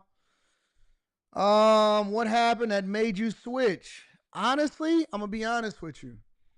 I just started seeing the truth. Like, I just started paying attention to what was going on around me, and I was just like, this ain't right. Like, I think that, to be honest with you, like, if we just being real transparent right now, because I know that the jokes is fun, the jokes is cool, and I'm cool with that. Y'all can joke all y'all want. But to be honest with you, I'm going to be real with you. Like, I think that some of us always have that thing that's in the back of our mind, or that thing that's in us that's like, yo, what? Because, it just didn't make sense. I was thinking to myself, like, well, wait a minute. Don't we want closed borders? Because me and my church, we used to pray for closed borders and things like that. We used to pray that, we put America first and all of that. But then what our actions, also, I'll tell you this, that we've just been loyal. Black people in general have been loyal to the Democrat Party. So we've always found a reason to justify why we should vote for him. So, like, for example, at the end of that video, for my daughter, I was like, yo, I like what she represents for my daughter, because her message a lot of the times was, well, we going to break the glass ceiling for our daughters and stuff. But then I was thinking to myself, at the end, a lot of times you would think, well, I don't want my daughter working and going through what I go through. And so it's just little things that keep pulling and tugging on you and keep on tugging on your consciousness a lot of times, and you start paying attention to what's going around you. It's almost like, I'll give you being real, it's like taking a red pill. It's just like taking a red pill. And taking a red pill opens your eyes to the reality, to the truth. And the minute that I just was like, wait a minute, this shit ain't right, and I looked around and I started paying attention to what was going on around me, I was like, I can't, it's almost, when I see black people still stuck in that phase, in that dark space that I was stuck in at that time, am I going in and out, y'all? Came back in and cool. But honestly, it's just like, it's like taking a pill and having a veil that was removed from your eyes, and then ultimately you start looking back. You start looking back and you realize that, wait a minute, what the heck was I doing, and why was I supporting this thing and all of this other stuff? You know what I'm saying? So, you know, I don't know, man. I just think that eventually, if you're smart, if you're wise, if you evolve, if you embrace change, that you open up your eyes. But it also shows me how other people are still stuck inside of the matrix. They still stuck believing that something is wrong with Trump. They still stuck thinking that, you know, Democrats got the best thing, and you wind up freeing yourself. You wind up freeing yourself. So I don't know, man. It's weird. It's crazy, but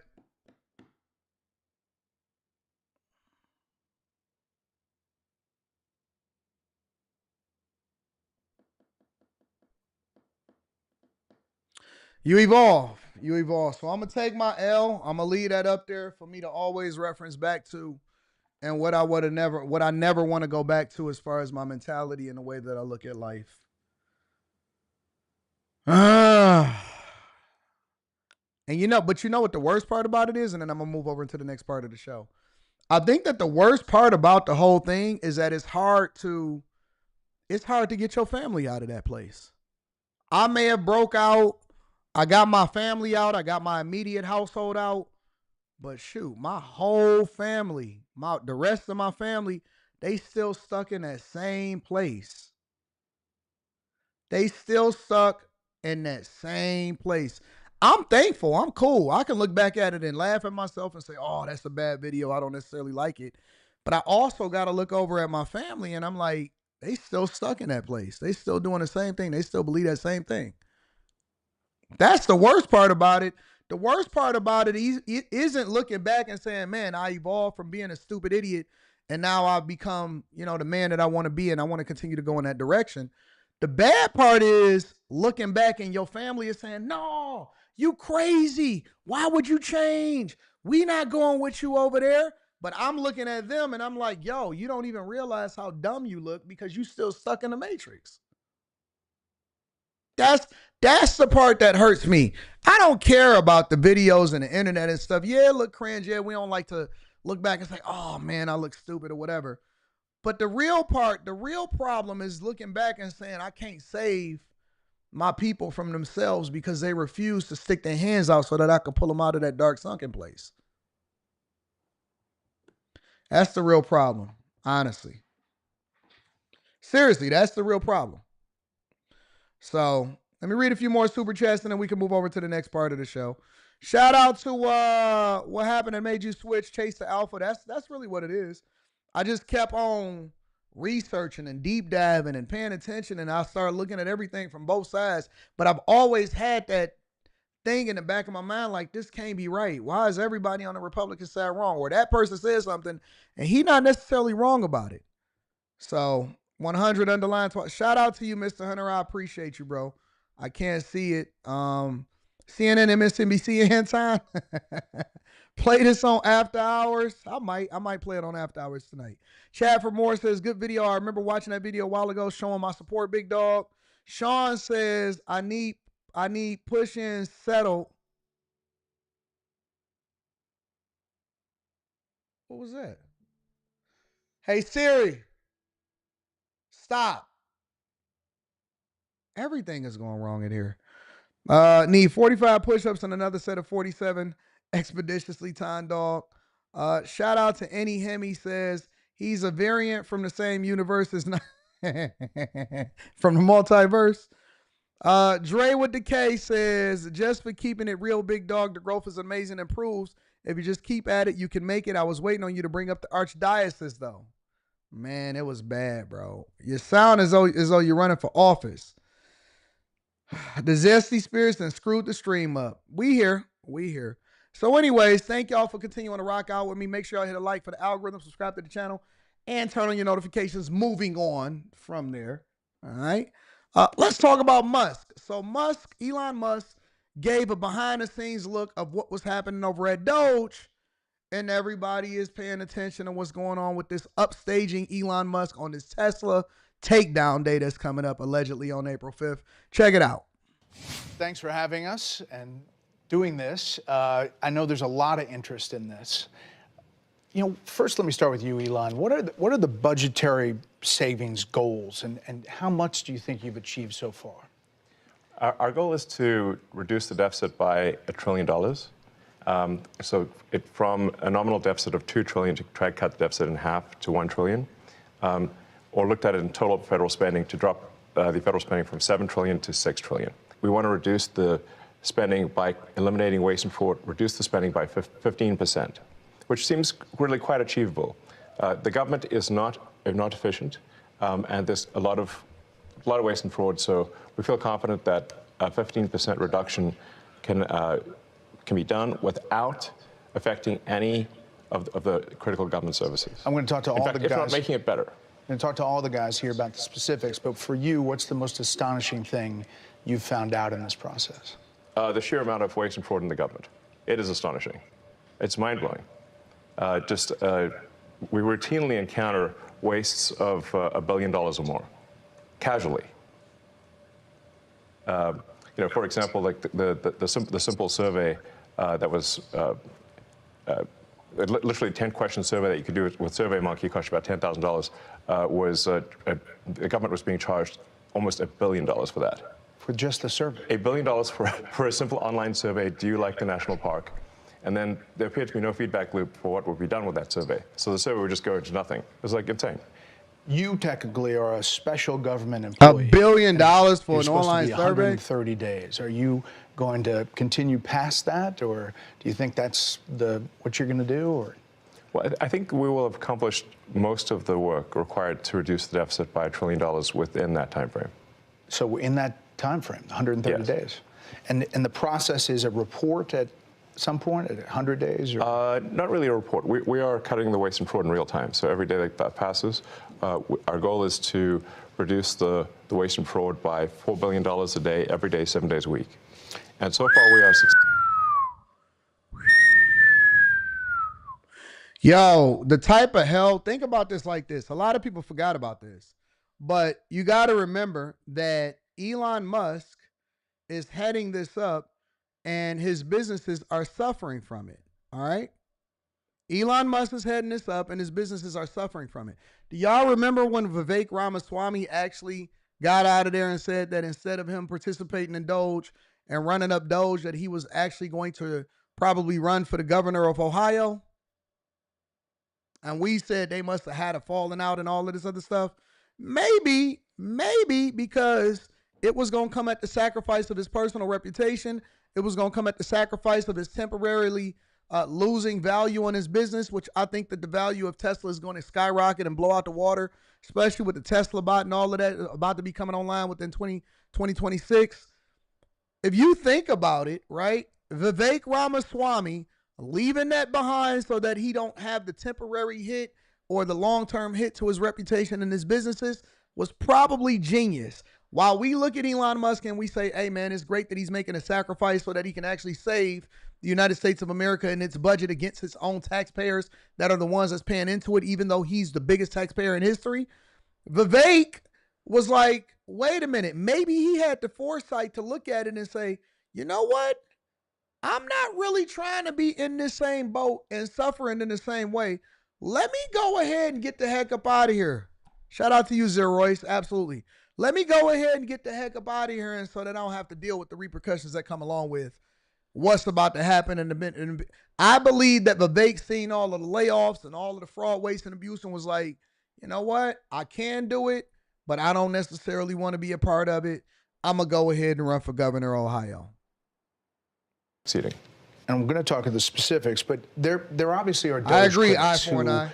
who are reading all kinds of stuff. Obviously, lawmakers on the other side of the aisle are attacking you, and they characterize the approach as this: fire, ready, and then aim. And how do you approach that? How do you respond to that? Well, I do agree that we actually want to be careful in the cuts. So we want to measure twice, if not thrice, and cut once. Actually, that is our approach. They may characterize it as shooting from the hip, but it is anything but that. Which is not to say that we don't make mistakes. If we were to approach this with the standard of making no mistakes at all, that would be like saying someone in baseball's got to bat 1,000. That's impossible. So when we do make mistakes, we correct them quickly, and we move on. Some people say this shouldn't take a rocket scientist. Steve Davis, you are a rocket scientist. Used to be. Yeah, I know. And now essentially you're the chief operating officer of DOGE, day-to-day operations. Fair to say? Yeah, part of the DOGE team. So how did you end up here? What's the biggest challenge you see? The reason I'm here, which is probably for many, is that I think the goal is incredibly inspiring. I think most of the taxpayers in the country would agree that in order to have the country going bankrupt would be a very bad thing, and therefore the country going not bankrupt is a good thing. That all of us are willing to kind of put our lives on hold in order to do. I think the thing that's special right now is we actually believe there's a chance to succeed. That there's an administration that's supportive and a great cabinet and just a great group. They got rocket scientists actually going through the government and all the finding the fraud, waste, and abuse and where the savings are. And you got regular everyday people that used to be waiters like AOC saying that Elon Musk is the dumbest billionaire that she's ever seen. How can you be the dumbest and the richest in the same vein? Group that will actually make success a possible outcome. And I think that's, given the inspiring mission and given the non-zero chance of success, it was worth doing. I'd just like to sort of reemphasize that point. The success of DOGE is only possible with President Trump and with the outstanding cabinet that he selected. It would be impossible without the support of the president and the cabinet. But you're finding the money. I mean, it's big numbers, right? Yeah, like Elon said, the minimum impulse bid is often $1 billion. So, for example, the $830 million, which was the online survey, that's an enormous amount of money. $830 million for an online survey. $830 million. Somebody charged $830 million for an online survey. That sounds come on, fam. They was just stealing money hand over fist and nobody even cared. Nobody tripped. $830 million for an online survey and nobody is tripping about that? Nobody is concerned about that? You don't see nobody talking about that on TikTok? That wouldn't have been found if the DOGE team wasn't working with it, in that case, the Department of Interior. But then taking it one step further, DOGE then publishes these things on our website for maximum transparency. So now the general public, it would have been impossible for the general public to have seen that. Now anyone can just log into doge.gov anytime and see these payments. As they're not yet in real time, they're close, but they'll probably be in real time within the next few weeks. But the process, it still involves Congress, right? At some level? We try to keep Congress as informed as possible, but the law does say that money needs to be spent correctly. It should not be spent fraudulently or wastefully. It's not contrary to Congress to avoid waste and fraud. It is consistent with the law and consistent with Congress. And we've seen actually great support, at least from the Republican side. Of course, money went into the cans of the politicians. Some Democrats too. But it don't go directly. It's has nice to go see people indirectly. cross the aisle once in a while. But usually when they attack DOGE, they never attack any of the specifics. So they'll say what we're doing is somehow unconstitutional or illegal or whatever. We're like, well, which line of the cost savings do you disagree with? And they can't point to any. And we list them all on doge.gov and the DOGE handle on X. And you'll see just outrageous things, one outrageous thing after another. Joe Gabbia, besides Elon, you're one of several billionaires here, co-founder of Airbnb, and you wanted to help out. I bumped into Anthony and Elon probably back in February, and they told me something about a mine that was dealt with retirement. and they said they needed somebody to help out to fix retirement in the government. I loved the challenge, so I jumped on board, and it turns out there is actually a mine in Pennsylvania that houses every paper document for the retirement process in the government. Now picture this. This giant cave has 22,000 filing cabinets, stacked 10 high to house 400 million pieces of paper. It's a process that started in the 1950s and largely hasn't changed in the last 70 years. And so as he dug into it, we found retirement cases that had so much paper, they had to fit it on a shipping pallet. So the process takes many months, and we're going to make it just many days. Will it be digitized, or how? Absolutely. So this will be an online digital process that will take just a few days at most. And I really think, you know, it's an injustice to civil servants who are subjected to these processes that are older than the age of half the people watching your show tonight. So we really believe that the government can have an Apple Store-like experience, beautifully designed, great user experience, modern systems. Because right now, it's by hand. Yes, the retirement process is all by paper, literally with people carrying paper in manila envelopes into this gigantic mine. So they can't retire more than a certain number every month? Yes. About 8,000 a month. That's how the reason we discovered it was we were saying, like, well, let's encourage voluntary retirement. They said, well, the most they could do is 8,000 a month. And even under normal circumstances, it can take 6 to 9 months just to have your retirement paperwork processed. This is so often crazy. Get the calculations wrong. So we're like, well, why would it take so long to retire? And they're like, well, because of the mine. And we're like, what do you mean a mine? What's a mine got to do with retiring? And that's where we discovered that all the retirement stuff is still done by paper in a process that looks identical to what occurred in the 1950s. Like if we took a snapshot of the mine when it first started in the 50s to today, it looks the same. It's amazing. So how long do you think it'll take to turn over? We're working as fast as we can. Probably next couple of months we'll have this overhauled. And, you know, I really think and they're all actually doing this for free. They doing it because they actually love the United States of America, and they want the country to be better in the future, even after they're gone. These guys right here will be hailed as some of the greatest heroes in the United States of America in 2025. These are systems and things that should have been put in place a long time ago. How? How is this possible? And listen, I guarantee you that it was so many people that was in power that had no clue that this thing even existed, but we still just embracing this stuff from the 40s and the 50s. Again, like, why are we subjecting our federal workers to processes that they actually have to go through a training just to retire from the government? There's a whole training program that people have to go through in order to retire. I think we can do better for them. Aram Moganasi, DOGE engineer. You go into these places, one of the more than a dozen engineers, first people to go into the agencies and view the computer data sets. Tell me what you're finding, and for people who don't understand how that process works, explain it for them. Yeah, I'll say the first thing that got me really excited about DOGE was learning basically the state of government computers. By some estimates, government IT costs about $100 billion, and it's funding systems that are over 50 years old, in the case of something like Social Security or the IRS. So really critical systems are old. They cost a lot of money to maintain, and they can be, the efforts to improve them are often very delayed.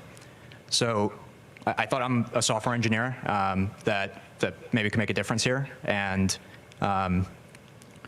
that's really what inspired me at a high level. There's a lot of mystery about Social Security and a lot of words about it here's what Democrats have been saying about it. It's absurd that Elon Musk is trying to eliminate billions of dollars from Social Security. Elon Musk and President Trump have set their sights on cutting Social Security. Their goal is clear: destroy Social Security from within. You're in the building. I mean, you're in the computers. What's happening there? What are you doing? Yeah, it doesn't line up with my experience on the ground. And I'll say the two improvements that we're trying to make to Social Security are helping people that legitimately get benefits, protect them from fraud that they experience every day on a routine basis, and also make the experience better. And I'll give you one example is at Social Security, one of the first things we learned is that they get phone calls every day of people trying to change direct deposit information. So when you want to change your bank account, you can call Social Security.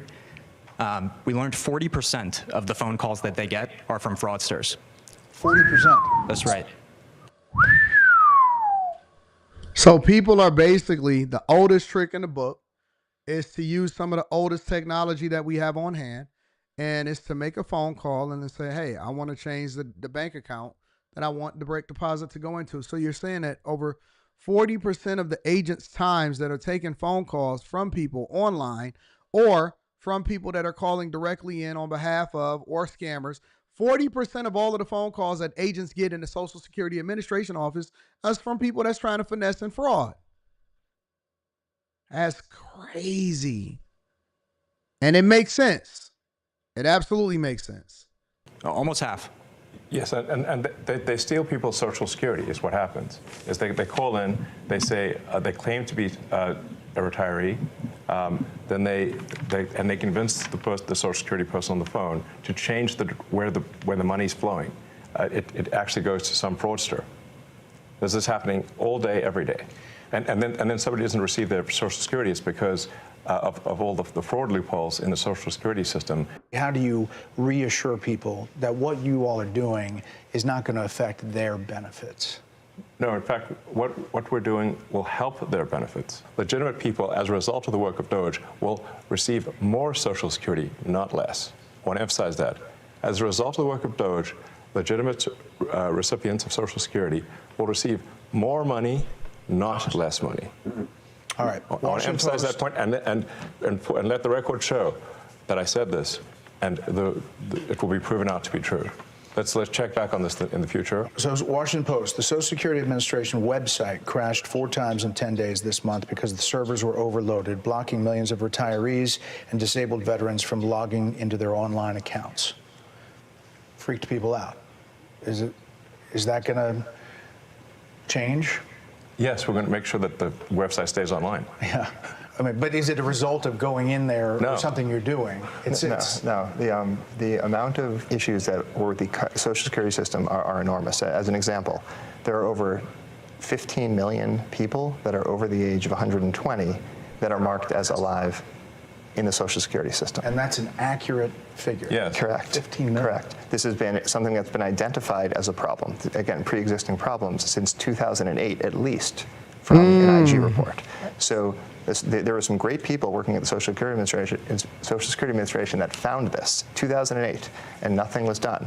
And so 15 to 20 million Social Security numbers that were clearly fraudulent were floating around that can be used only for bad intentions. There'd be no way to use those for good intentions. And so one of the things the DOGE team is doing is carefully and very methodically looking at those and making sure that any fraudulent ones are eliminated. Brad Smith, working at HHS, and obviously another element is Medicare and Medicaid, NIH. What are you finding? Yeah, well, I'd say there's a couple things we're really committed to in our work at HHS. Number one, making sure we continue to have the best biomedical research in the world. And number two, making sure, which President Trump has said over and over again, that we 100% protect Medicare and Medicaid. But there's a lot of opportunity. So if I take NIH as an example, today, if you're an NIH researcher and you get a $100 grant at your university, today you get to spend 60 of that and your university spends 40 of that. The policy that we're proposing to make is that you get to spend 85 of that and your university spends 15. So that's more money going directly to the scientists who are discovering. Wow. How many of us actually knew this? How many of us were aware of this? How many of us actually goes to the DOGE website at least once a month to check and see exactly what they're finding on a regular basis and see how much money is actually stolen? Let me go to the doge.gov website really quick.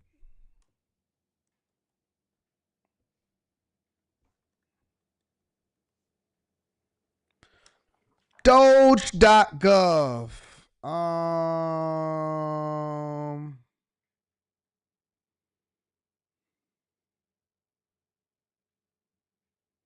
Yeah, it's pretty much up to date.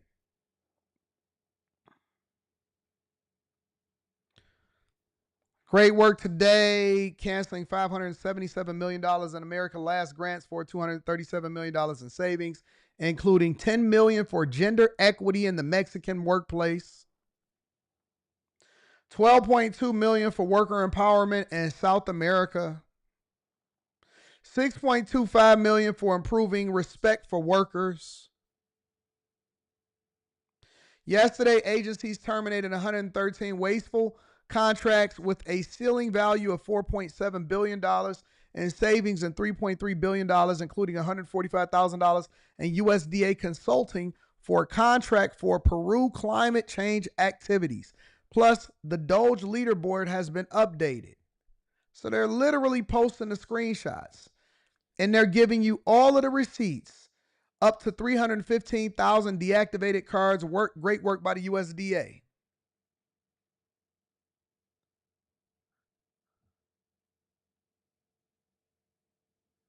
Pilot program with 16 agencies to audit unused, unneeded credit cards. After 5 weeks, 298,000 cards have been deactivated. As a reminder, to start the audit, we are $4.6 million of active cards, and accounts, so there's still more work to do. $32.1 million for fitness center services.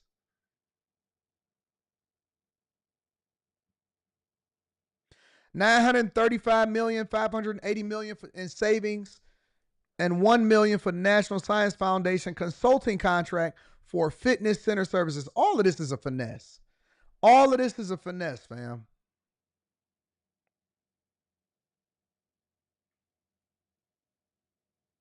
For the past 3 weeks, Social Security has been executing a major cleanup of their records. Approximately 7 million number holders, all listed at age 120 and plus, had now been marked as deceased, another 5 million to go. So over 7 million people, or 7 million Social Security numbers, were still receiving Social Security payments. Wow, this is crazy, bro.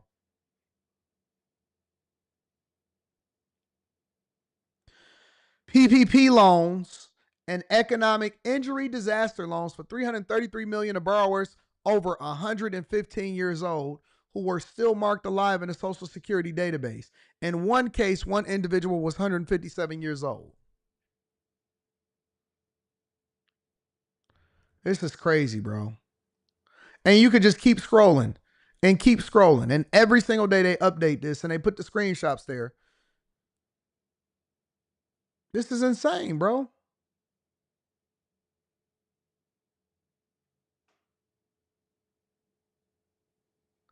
But yeah, shout out to Elon Musk and shout out to everybody for doing the Lord's work over there at DOGE. But then they will sit there and tell you that these people are monsters. They mean, they angry, they not doing what they supposed to do. They're trying to kill Social Security. And they're more transparent than ever, and they posting everything right there on the Doge.gov website. Let me see one more thing. I want to see exactly how much they got in savings. Estimated savings so far, $130 billion per year in savings, which equates to about $807 per taxpayer. That's crazy. And then they got the wall of receipts of exactly what they save and how and where it came from. So in less than 2 months, they've already found over $130 billion in fake stuff and fraud and receipts. Anyways, make sure y'all hit a like for the algorithm, subscribe to the channel, and turn on your notifications. Black Beauty says, AD, you are the GOAT. I looked like a goat back then. Would you invest in to build a hotel? If so, why? Not to make money, but I would do it as a passion project, yeah, because I think that it's a lot that can go wrong. You got to be there. A hotel is like, it's like a restaurant. Caterpillar Butterfly, it's all about growth. Shout out to you. Jada Legend Sports says, Elon Musk is like the real life Iron Man. Silver Lion says, remember, Vivek can become president one day. Elon can't. It was done for future political position. Chess masters are always thinking 3 to 5 moves ahead. I agree. Jerome Gray says, you really think you're doing this for free? You really think they are? All right, let me show y'all how to actually figure out if you're going to use there, and there. All right. When you're thinking about there, you're thinking about them over there. There, a location, right? If you're thinking about what you wanted to say, first of all, you should say you, Y-O-U, all right? And I know you troll a lot, but how you speak and how you pivot and how you actually communicate, even in text message or a super chat, shows, you know, more about you than it does about the people that you're trying to insult. So let me just teach you something. There, where you use it is there, like it's over there.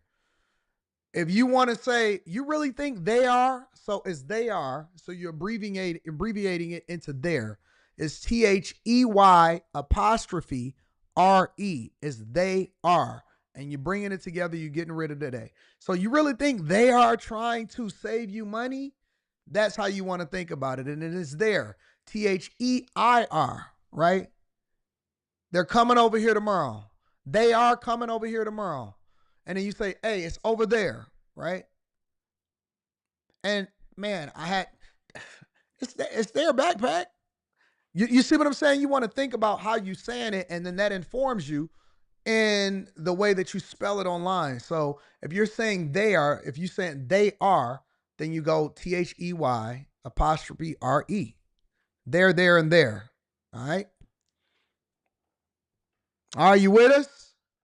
You with us, big dog? You with us? No?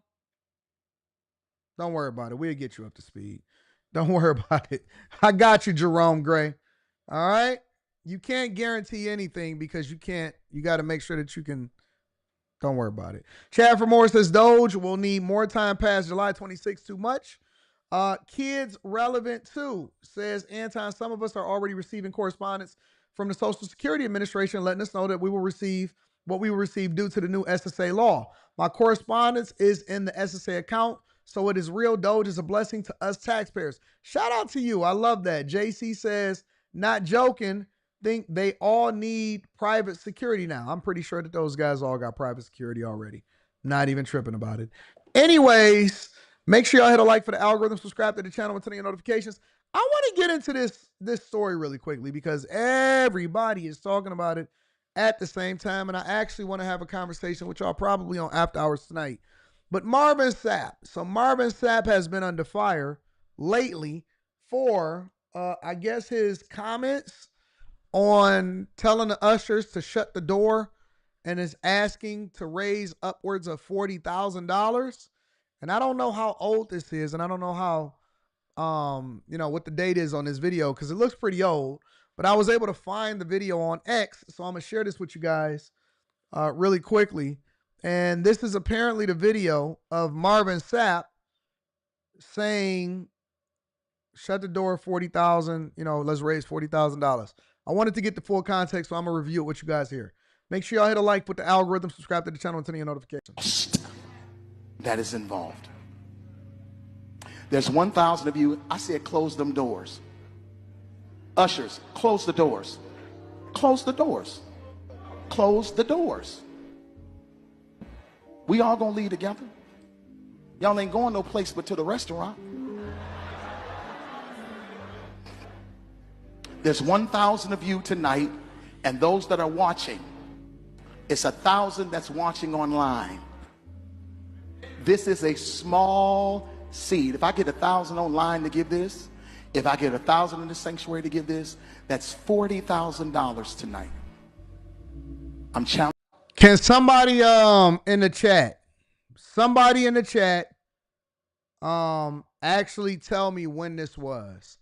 I want to know when this was. Somebody in the chat, please give me an update on exactly when this happened. Was it recent? I heard somebody in the chat say that it was this past Sunday. I don't know. I'm trying to understand it. Somebody in the chat, tell me when this was, all right? I'm going to continue to play it. Challenging each of you all down here to give a $20 seed. I actually think $20 is a lot of money. $20, believe it or not, when my late wife, Melinda P. Sapp, was alive, was a good date. I could take her to the movies, buy a box of popcorn, get one soda, 2 straws. I wasn't cheap, that's swag. I was looking in her eyes, she's looking in mine. Can't do that no more. Now, everyone up here, we've all sold and seeded, but I need everyone standing up here with us, with me, to plant a seed of $100. All right. I seen somebody said this was July 2024. All right. So roughly a year and some change ago. Because again, it costs to sit up here. I got you. Thank y'all for the research. Let's see. So put your 20 away, preachers. That 20 wasn't for you. And this is what I need you to do. If you're giving electronically or even if you're giving tangibly, I'm going to have y'all come to the altar and give it because I need to see 1,000 people moving. Bring them baskets. I want the baskets up here. I want to see the folk. Y'all start moving. Y'all can bring it right now. Come. Even if you're giving tangibly, just put your hand on take your phone and stick it on the bucket. Listen to the organ player.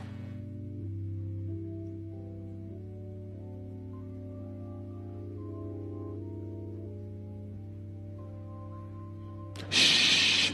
Giving is worship.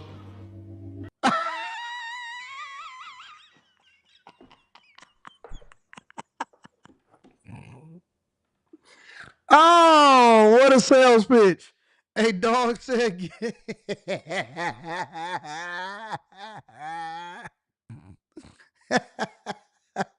Dog said giving is worship.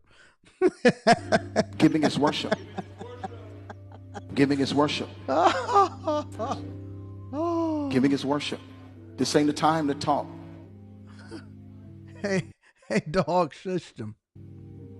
1,000 people need to give $20. 1,000 people need to give $20. 1,000 people online need to give $20. This is easy, saints. This is an easy miracle. We should be able to raise $40,000 tonight just from y'all giving. This is an easy miracle. All right? Easy miracle.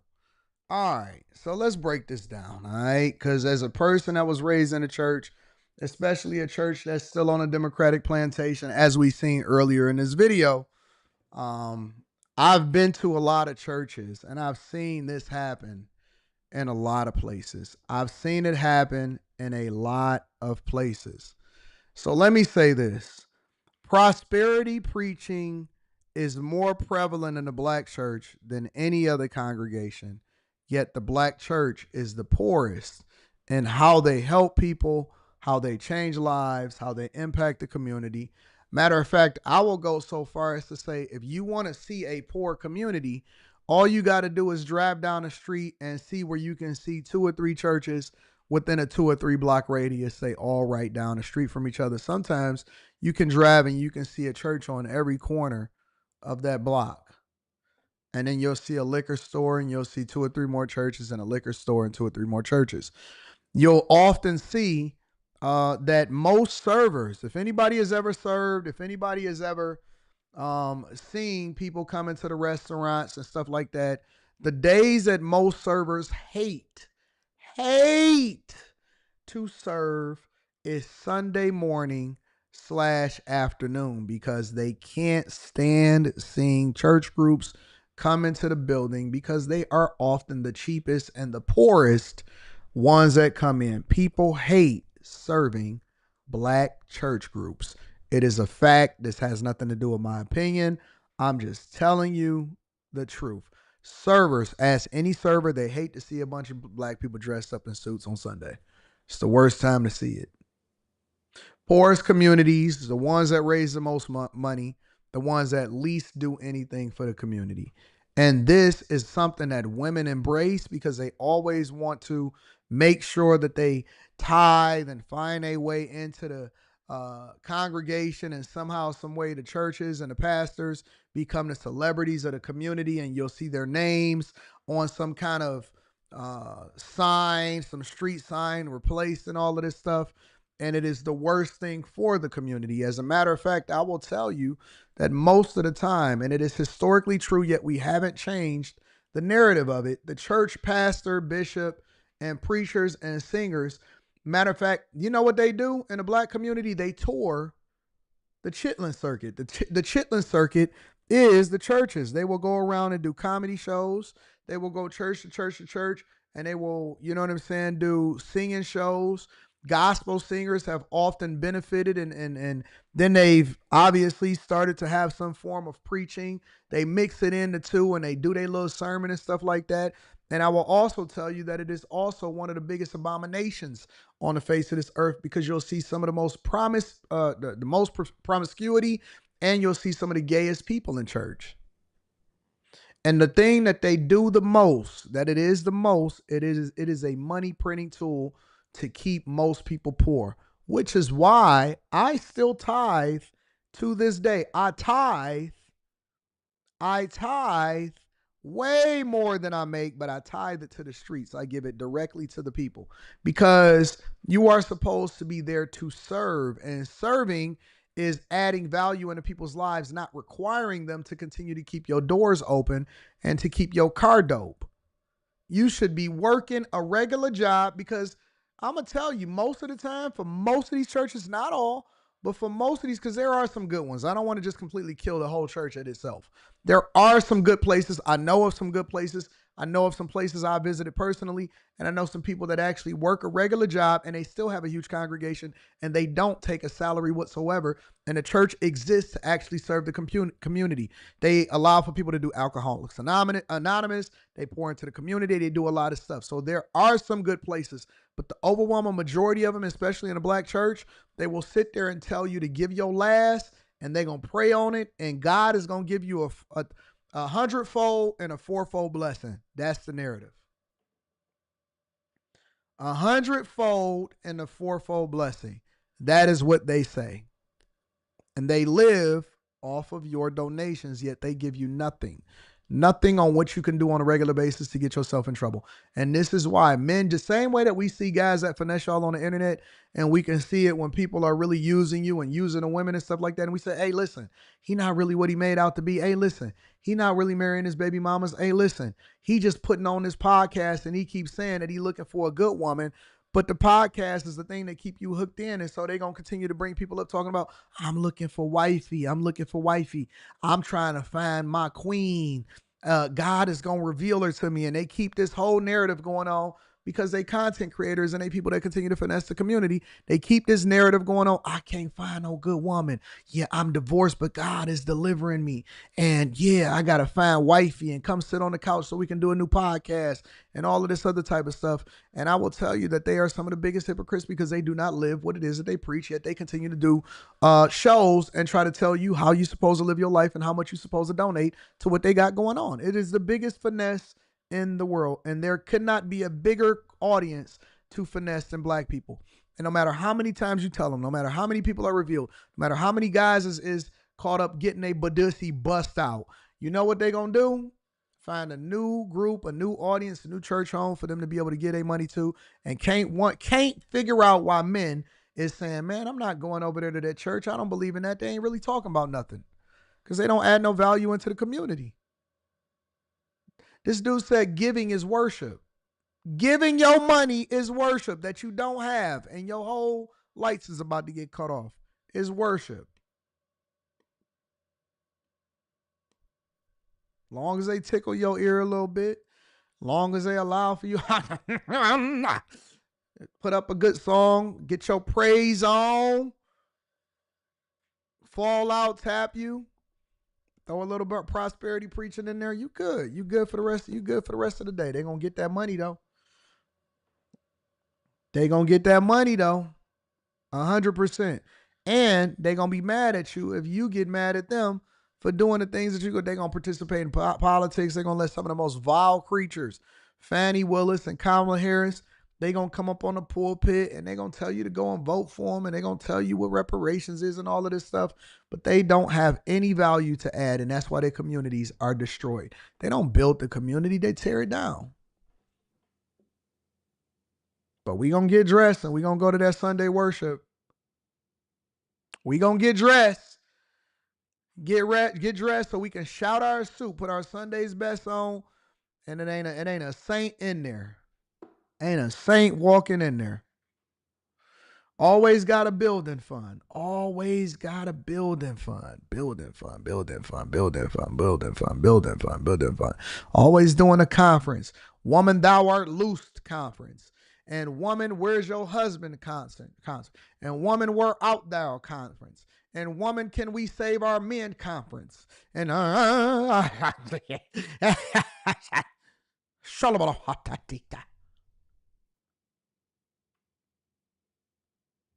an A and B selection and a C and D selection. And you leave out the door and you ain't learned nothing. Right back in the place that you started and ain't had no progress within the last 30 years. But you there, you praising it. God is good all the time. All the time.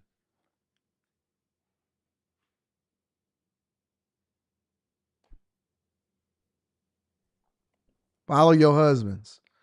Follow your husbands and listen to their judgment, not your discernment. Your discernment led you wrong your whole life. Your discernment got you 2 kids out of wedlock by 2 different men that you wasn't supposed to be with, and now you in the church with your same discernment. Your discernment keep on leading you wrong. Follow your husbands. Follow your husbands. Your discernment got you putting your last 40 in there, and now you busting it down for a real one because you need 60 to get you through the week, and you ain't got no gas. Now you over here traveling over to his house trying to figure out what he gonna do for a real one. You know what you had to do for that 60? You had to do some crazy stuff for that $60, all because you put your last 40 in there.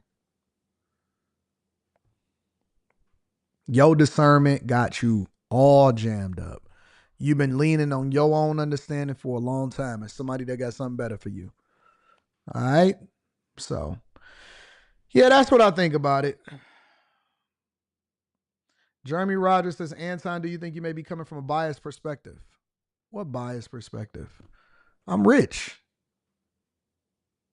What am I biased about? I understand it from both sides. I've seen it from, I'm coming in through with a transparent perspective. I'm coming from a perspective that has seen it in real time and understand what it does to you and how many people get finessed out of their bag. Okay, how about this one? How about this one? I do you one better, since that's what you think, or that may be what you're surmising, right? I cannot tell you how many people, evangelists, pastors, preachers, deacons, people that have traveled, people that have had a church for a long time. I cannot tell you how many of them have reached out to me for a coaching call, and they 60 and 65 and 70 and 75 years old. And they said, Anton, I was largely dependent on the church to take care of me, or for God to somehow give a windfall so that I could be taken care of for the rest of my life, and I'm broke. And I don't know how to survive. And I did not take into account financial literacy or doing this, and that wasn't taught to us. And the only thing that we was taught was to shout and to praise God. And I don't know how I'm going to feed myself next month. And I want to give you my last whatever for a coaching call. And then I have to say, no, keep your money. And here's some additional monies for you to get through the next month. And let me see what I can do and who I can hook you up with so that maybe they can give you a work from home job or something like that. Because there is no magical pill and no money that's going to fall out the sky that's going to allow for you to be able to save yourself after you depended on the church for the last 45 years. So if you asking me if I'm biased, then I'll say, yes, I am biased. I'm biased because I'm tired of seeing people die poor in the community, because God don't want you to be like that. And it ain't going to come from some magical sky. It's going to come from you actually becoming financially literate. And when you go to church and they don't give you any tangible instructions on how you can change your life, but they keep on telling you to believe, just believe with the faith of the mustard seed.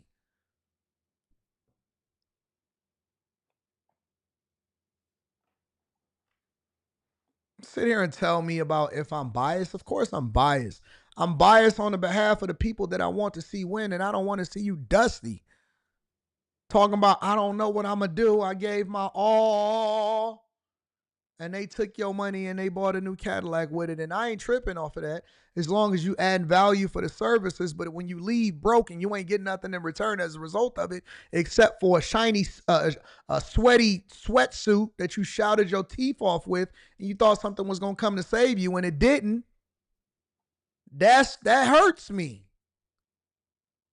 Hurt me when I see you. Because listen, you're not talking to a guy that's just sitting here selfishly in my crib every single week, sometimes more than once a week. I'm out giving money to the community. I give thousands. I feed the very people that go into the church to give they all. I've seen people, I've given somebody $100 because a lot of times I pass out, I ask people what they want, and then I give them double of whatever it is that they say. And I've given hundreds and hundreds of dollars of people individually, and then I've seen them go into a church and put that $100 inside of the offering plate and come back out broken, and I still had to feed them afterwards. Do you know what that's like?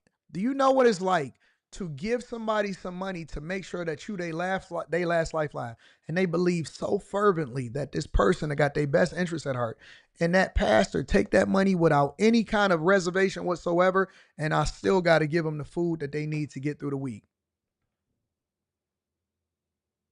And you know what they say? I told you God was going to save me and look out for me. I told you that God had a ram in the bush. Think about the cycle of poverty and stupidity that we see on a daily basis. I've given somebody $100. They take my $100. It's theirs now. They can do whatever they want with it. They give it to the church. They come back out. I say, hey, where's your $100? They said, I had to make sure that I gave my pastor said. And then I still had to feed them. And they said, see, Anton, I told you that God had a ram in the bush for me, and it came through you.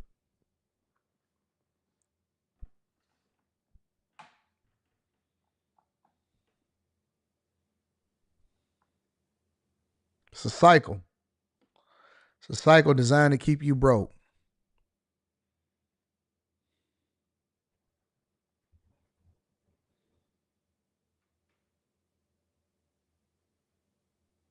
Tell me I'm lying. Tell me I'm lying. As I give out thousands of dollars every week, I feed the streets in real life. Nope, I don't just give them food. I give them money. I give them lifeline. I give them hotel room. I just checked the dude out of the hotel the other day. Hold on, let me go get it. I'm telling you, I just checked out a dude out of the hotel the other day. I might have it with me. Hold on.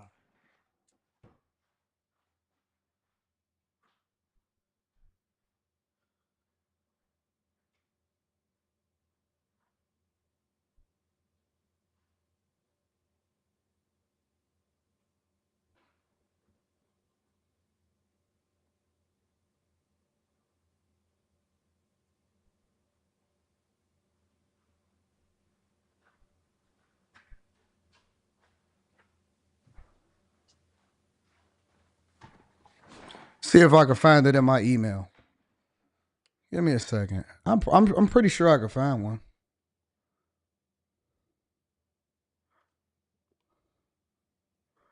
Pretty sure I can find it. I'll get hotel rooms for people every single day. Every day I get hotel room. Put people off, take them off the streets. Folio attachment.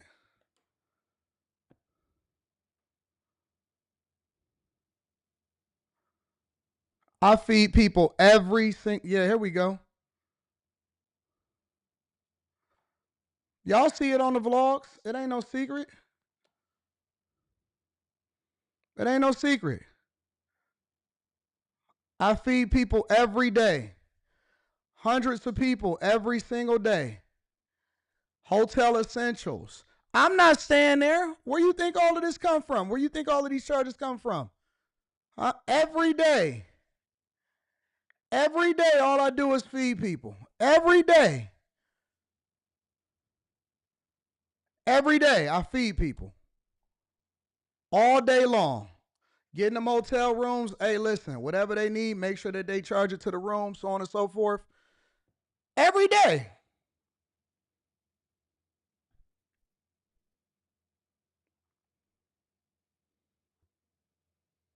I'm not staying there. All day, every day, all I get is charge. And I get multiple hotel rooms all the time. Charges. That's because people need to feed themselves. They got to eat. They have to eat. Every day they have to eat. What am I going to do? Leave them on the streets? Huh? See, look at this. Very smart tax write-offs. Do y'all understand how tax write-offs work? Do you understand what a tax write-off is? I don't benefit from a tax write-off. But I can get, listen, you know what a tax write-off for me would be? Me flying over to a different city or a different state and prospecting real estate and taking a private flight or taking a first class flight. That's a tax write-off. I don't get nothing out of actually giving my, do you see my videos, my vlogs? I give cash. I give real life cash to people. Hey, here's 100, here's 100, here's 100, here's 100. Make sure that y'all line up. Y'all don't even understand how tax write-offs work. I lose money 2 times over. Oh, Jesus. Anyways, make sure y'all hit a like for the algorithm. This is the level of ignorance is crazy. The level of ignorance is crazy, fam.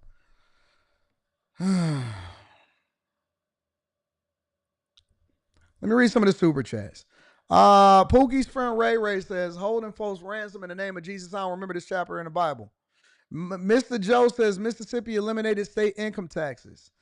Cuddy says, he closing the doors like Joe Clark Anton. What does he need money for? Dean Murray says, I said, close them mother effing doors in this. Is this y'all king?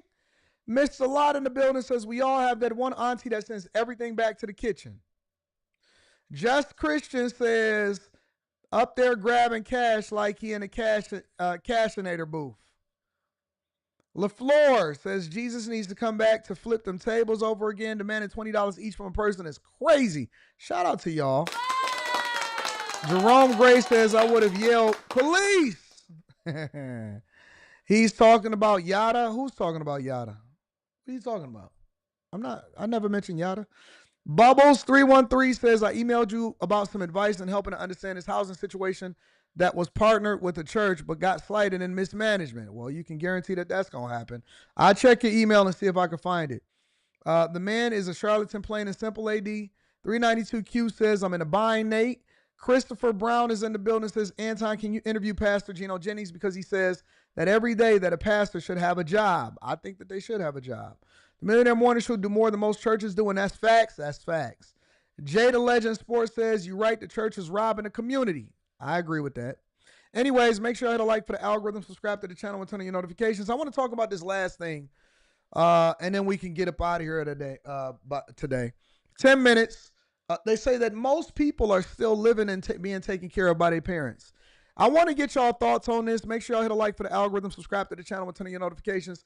We're doing a live stream on the Patreon this weekend. We just did one on Wednesday. Let's get it popping. All right, welcome back. Adulting, it's always been tough. But with the rising cost of living, you've got more Americans who are apparently grown up turning to their parents for financial help. Hey, it's great help if you can get it. According to the latest annual report from Savings.com, half of all U.S. parents with kids over the age of 18 support their kid financially. And that.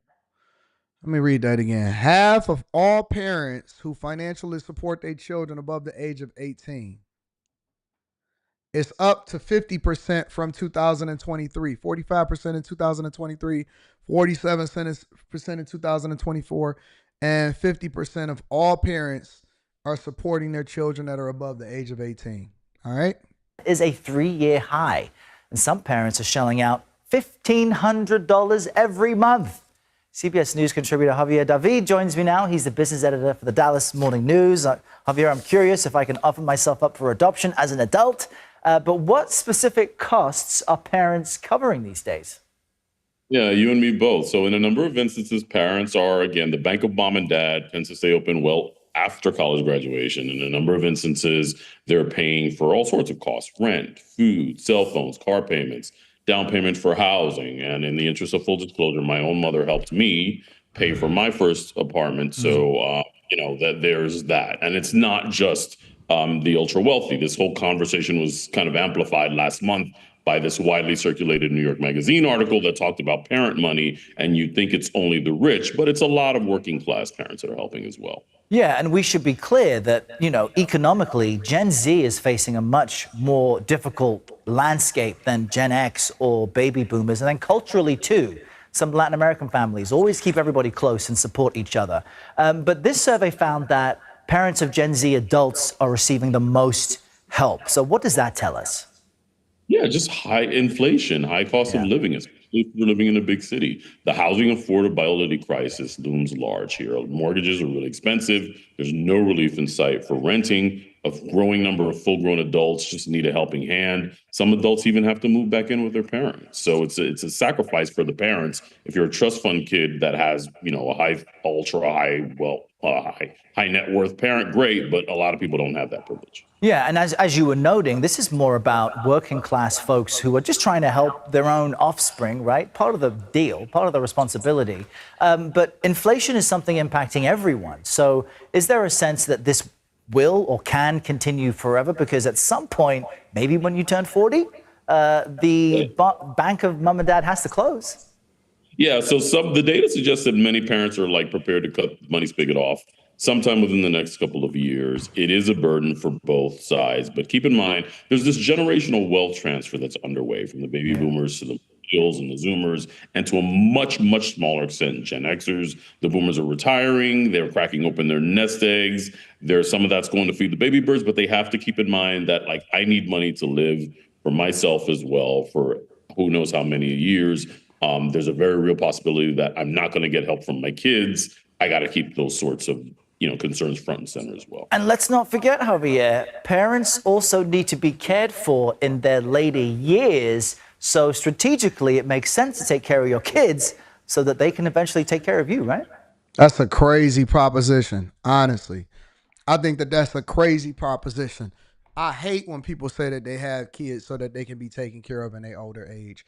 Because a lot of guys are son husbands.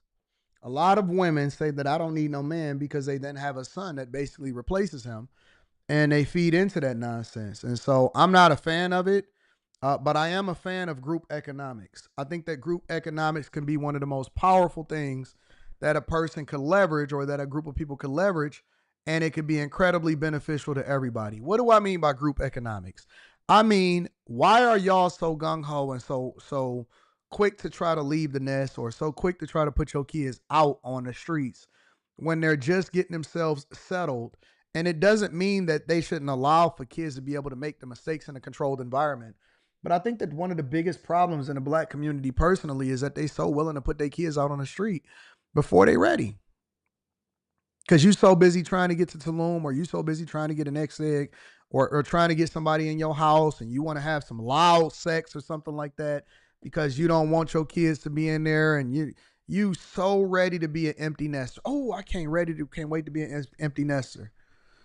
That's the biggest mistake that people ever make. And that also, let me say this, it also shows me that I don't think that you really love your kids the way that you say you do. I don't think you really love them the way that you say you do. You want to hurry up and get them out the house and get them kicked out, and that's because you ain't really checking for them like that. I think that people are finessing, trying to act like they love their kids the way that they say they do.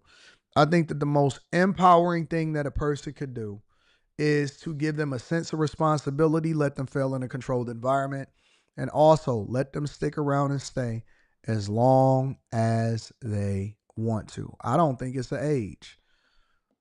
I do not think it's an age. I don't. Especially for our little girls. Our little girls don't need to be out there by themselves. Our little girls don't need to be out there making bad mistakes, getting all of them student loans.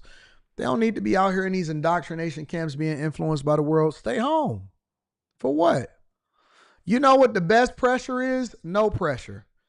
Because no pressure, as far as the need for you to keep a house over your head versus pressure for you to be a productive human being and actually do the things that's right in society, is the best opportunity for people ever. And you know what? I got to give a lot of credit to the Arab community. The Arab community, boy, if they don't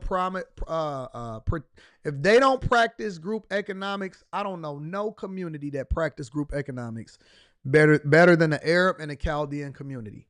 And we got the biggest Arab and Chaldean community in the United States of America over in Dearborn, Michigan, which is right up the street. And they live with each other. They build houses together. They built they kids' houses right next to them. They allow for them, don't force them. They allow for them to have a job, and they don't never be going unemployed. They create jobs for themselves. They give opportunity. They teach them how to manage their different businesses just in case they ever want to take over, or if they want to pass the business on to them and all of this stuff.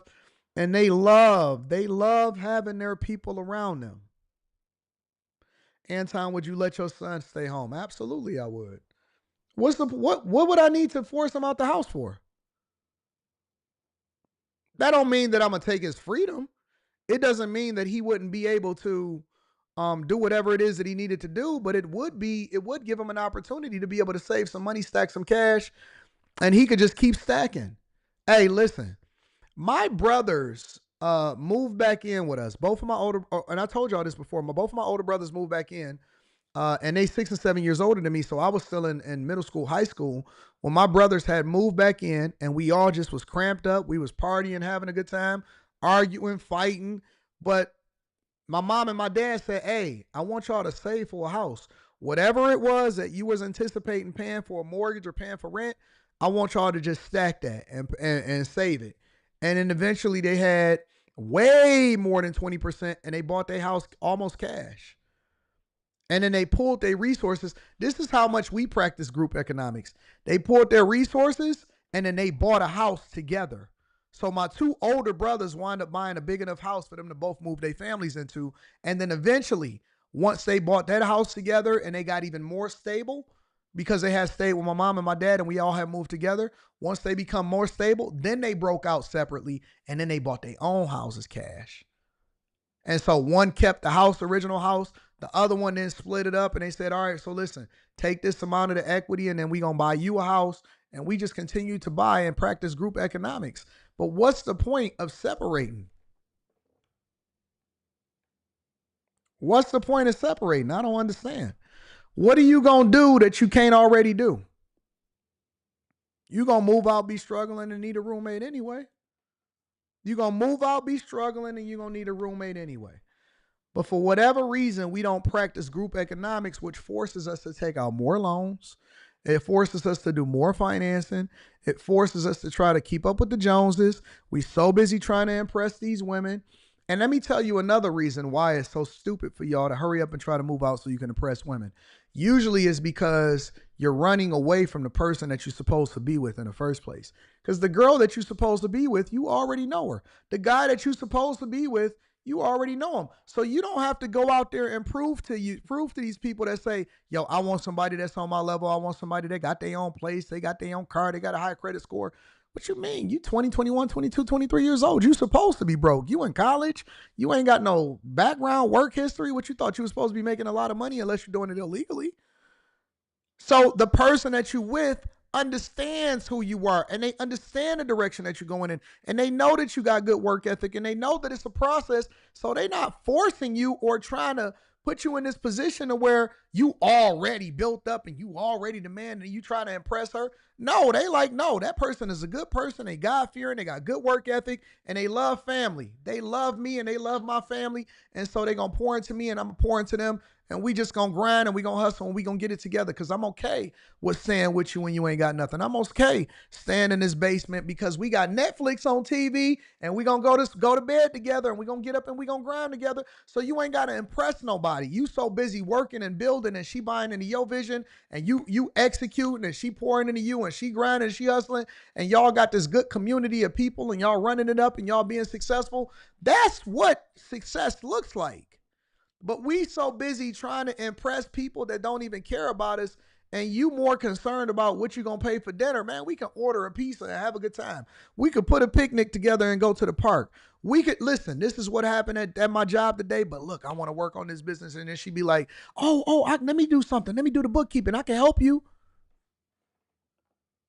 That's what building a community looks like. It's not about, oh, what do you bring to the table? And, oh, man, he better have this. Or I don't want no man staying with his mama. Why? He's saving on rent because he buying a house soon. In 3 years, he going to pay cash for his house. What you talking about? The trips come later. Or we could just take a road trip together and we're not even going to spend $500 on a road trip. Because we're going to be staying at the motel, hotel, Holiday Inn. Say what? Well, some of the most fun times are going to be on that road trip. Listen, man, as long as we got a good tank of gas, we're going to get us a hotel room for the night. This is a 2-day vacation, baby. And we ain't even going to spend $200. 2-day vacation. That's less than $200. Tank full of gas, got us a hotel room. We're going to spend the whole day because we're going to leave early on Friday, and then we're going to get back late Saturday night. We only going to do 1 day in the hotel, and we ain't even going to spend no time in the hotel. We gone, baby.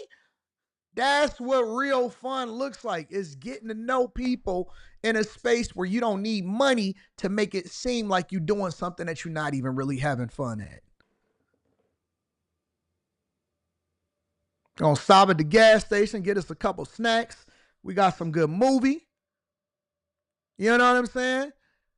Hey, somebody on your passenger side keeping you up so that you don't fall asleep, and we making that 2 or 3 hour, 4 hour road trip. That's what life is about, baby. You gonna get to know a person, get to know her on that road trip. That road trip where y'all talking about this and that, and she talking about all of the people that used to do her. Man, y'all gonna learn so much about each other on the road, on a $200 road trip. And it's gonna be fun as hell. And you ain't even gotta spend a whole lot of money doing it. Guy Kimball he said, your kids will be living in the basement until they're 40, Anton. No.